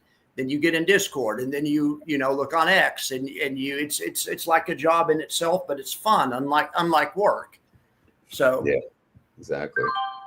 Oh, it actually went through. I mean, I don't find myself having a lot of time for options trading, but I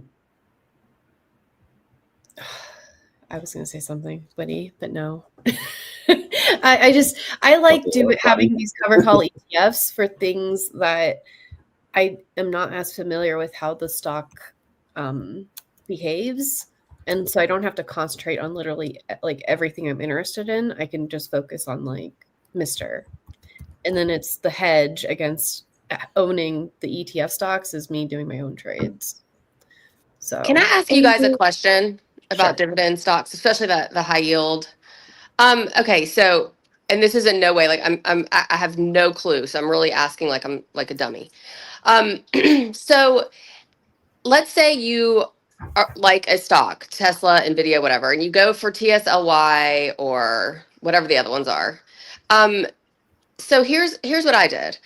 Back maybe 2 years ago, I started buying TSLY because I'm a Tesla bull and I trade Tesla and I trade TSLL. So I thought, okay, I'm going to give this a shot so that I can help others figure this out. So I bought in at above $17. And as it dropped, because Tesla dropped, I bought more and more and more. So I got my average down to $13. So of course, as Tesla drops, it continued dropping. And then now Tesla ran up to, all-time highs, almost all-time highs week before last. And this barely moved up. Now, I know that this is not something that you buy and sell. I understand that part. You buy it and you hold it and you're receiving income. And I'm receiving over $100 a week right now on this holding. But I'm down 38% on my shares. And even though Tesla ran up, this didn't. So I guess what I'm asking is, why would you do that versus just trading TSLL? Like just selling, or even Tesla, just selling your own options on it? I agree with you. I just want to say I'm almost in the same boat as you, but I went ahead and sold it because I honestly don't think it's going to recover. I don't think it will recover either. And I think that's kind of, and maybe I'm wrong, I think that's kind of the point, though. It's not meant to recover. You're supposed to continue averaging down and just accepting the income and using the income however you want to use it. And I'm making $100 a week. I'm not complaining. And I have, if you look at from where I've bought it from, I'm down $4,400. Now I've made more than $4,400 on the dividends. And as long as I continue collecting dividends, I'm up on the overall position, if you look at it that way. But my question is, why moving forward would I buy one of these high yield ETFs, knowing that I'm going to be in the negative at the end, when I could just sell puts on the actual stock or just the leveraged ETF like TSLL or NVDL or something like that?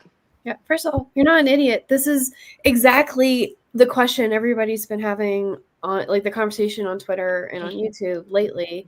I think some things like Tesla are just not great for cover calls, especially with as aggressive as some of these issuers are doing.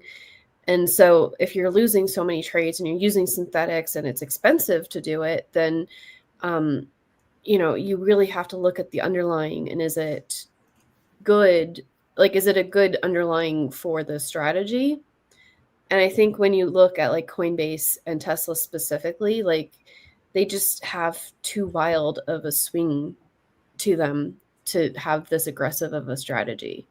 But like, you have like TSLP from Curve, they put their calls out further, and they don't have the same NAV decay as other funds. So that's just my 2 cents on that. But also, there are accounts where you can trade cover calls, but you can't do your own options. So that continues to be like an avenue for this. But yeah, we all are very curious, like, well, if TSLL exists, which is leveraged, but I can choose my own risk tolerance, then like, why wouldn't, if I'm that bullish on Tesla, why wouldn't I just do, and the answer is you can do a mix of both, or you can choose one or the other.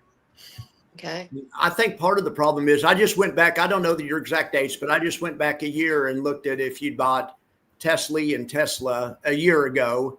And I'm looking at dripping it and not dripping. But if you're dripping it, yeah, you're ahead on both of them. But all I'm saying is Tesla's gone from 350 to 429. It was pretty high a year ago, and it went way down. I mean, Tesla, had a big drop before it went up. Yes, it's up now, but I mean, 35 to 430, what is that? 80 points. That's like 20, 30% or something. When Tesla's up 100%, Tesla will be fine. I mean, it needs a bigger, remember, these things get just a fraction of the parent's underlying.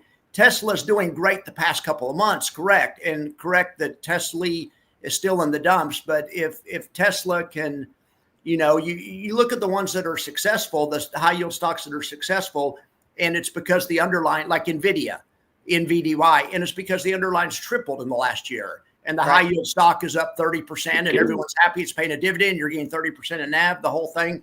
Tesla hasn't. It's going to have to perform better. If Tesla goes to 1,000, Tesla will be fine again. I mean, it just, just hasn't gone far enough yet. And it just went down too far. I agree with Amy. It's probably maybe too volatile. I mean, I've seen Tesla drop 80% since, and that was miserable. Don't Tesla. That's what caused the Tesla reverse split. It just, I was in it then. Yeah. And that was miserable. I mean, I get it. That was, well, part of the problem, they participated 100% of the downside, but limited upside because of the covered call strategy, right? Right. Yeah. Well, they do call spreads. They get about 70% of the upside, but they get about 80% of the downside. You're right. But in a big upside move, it also depends on the path dependency. It depends on how much it goes down versus how much it goes up. At the end of the day, you're playing the market. Tesla in the past year has gone from 350 to 430. That's all right. But yes, you're absolutely right. You would have been better off just to buy Tesla, and you could have sold a little shares if you needed income, or just better yet, just hold Tesla and sell your own options. Or you could also have the idea, like Amy said, use a fund that does sell calls on Tesla, but does it in a little safer manner, and that would be TSLP. Okay. Yeah, so real quick, here's the charts comparing them. This is total return though. So 3 months, it's close, right? Tesla just barely ahead. 6 months, close, Tesla's ahead. Year to date though, Tesla is actually ahead. Again, this is with drip. You got to assume drip. Right. But when you go out to maximum, this is basically from where Tesla launched. Of course, yes, holding the underlying, the longer you go, the more holding the underlying looks better, right?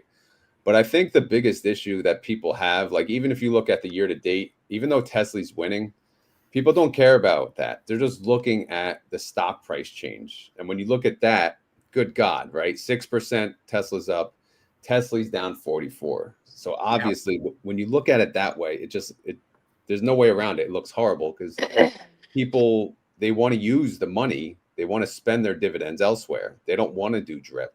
Right. But unfortunately, funds like this, if you want to be competitive against the underlying, you have to drip. You really do. Go ahead.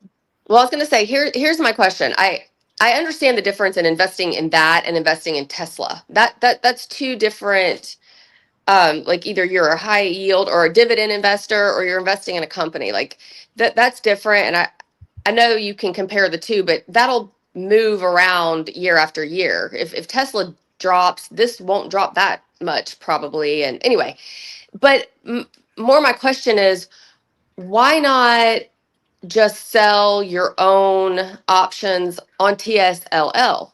It or any of them. Let's say you were in VDL. If you have $10,000, let's say, why not just sell consistent cash secured puts on the lower end, like way lower end on TSLL, and you'll never be in the negative. Whereas with TSLY, you would be. You are. Ask Coach about that. I think is Coach still here? So if you sell cash secure puts far out of the money, and you were doing that during the time when Tesla's price dropped 80%, TSLL's price would have dropped 80% also, or a little bit, whatever. I'm saying you're still going to realize a loss. It just exactly. But when Tesla runs back up, TSLL will run up twice as fast. No, I know not long term, but that's daily. true. No, I know that's true. Because now TSLL was at $10. I don't have my chart up, but $10 2 or 3 months ago, and now it's at 20, and it did hit 23 a couple of weeks ago. So the recovery is a lot faster. Yes, if you were assigned shares, you'd be way down, but you'd also run back up quickly. Yeah, I got you. I think it's also this helps democratize doing options investing, because like if you only have $1,000 in your account, you're just starting out, you can't even like get margin or do options. Right. But if you have $10,000 in your account, even doing one call that's $2,000, that's too much of your portfolio in a single bet. If you're going off of like traditional like advice people do, and like you can be more risky if that's your tolerance. But with $10,000, there's only so much that you can be in and so many trades that you can have. And if you go further out of the money, you don't have as much yield. So I think for me, like the basket of stocks, like I don't have I can't do a trade on a stock that's $300 right now. Right. I don't have $3 million in my account. Right. So, and most of the stocks that like Meta and all of that, like those are just too expensive for me to put into a single trade, right? Or like I can't do an option on that, but they're actually good companies. So, doing these cover call ETFs on things that are actually good companies that are too expensive for your portfolio, just to keep your like the proportion of your trades in line with what your portfolio should be. I think that's where these really shine. And then just, pick the one or two things you have high conviction on and do your own trades. I mean, it's a personal choice. Yeah, and that's just why I'm trying to figure out. I'm not in any way saying one way is better than the other. I have time to do it my way. So, I do it my way. And some people don't, and they want to be in this and be receiving this income, and they don't have time to sell their own cash secured puts, or they don't want to do the research. They'd rather somebody else do it for them. And that completely makes sense to me. But like, even with something like NVDL, if you were trading it on your own in the past year, you'd be up 18%. The ETF itself is up 18%, whereas NVDY is down 40%. So but of course, you're receiving income every week or month or however it pays. So I do understand that. I'm just curious as to why, that's just my main reason. Why wouldn't you just do it yourself? The short answer is they either don't know how or they don't want to. Okay. Right? Or they don't have the money. I mean, being able to be diversified it makes more sense the less money you have. Once you've built up, a decent pile of money, it doesn't make as much sense. I agree. Yeah. Okay. We That are at makes the sense. 3-hour mark. So unfortunately, I'm going to have to end this. Plus, my computer's about to blow up. The laptop's like super Gonna warm. overheat. Yeah, That was a exactly. great question. Thank you. No, thank you all for joining the panel. I know it was kind of like random, and that's what I like though. Random and no topics, just hanging out. It was fun. You should do it again when you're off work again. Yeah, no, I will. Or if one of you guys do it, I'll be happy to hop on if I'm available. But yeah, I'll definitely plan something maybe towards the end of the year if you guys want to do it again, and probably again options related. But then we could talk about who we should have on with us, maybe another fund manager or two. But I want you all, at least anyone that's still here, real quick, if you guys just want to plug your channels so the community knows how to reach out to you. I'll go in order of how I see it. Amy, you're lined up first if you want to just plug your website and your YouTube channel. Hi, I am Bad Financial Decisions on YouTube. I love that name. And my website is YieldMax.com. It is a high income comparison tool to help people make more informed decisions on what they should be investing in or can invest in. I also have Financial Philharmonics on YouTube, which is AI music videos about personal finance. So it's just all in good fun. But yeah, that's how you can find me on. And I'm also Miss Roundhill on Twitter.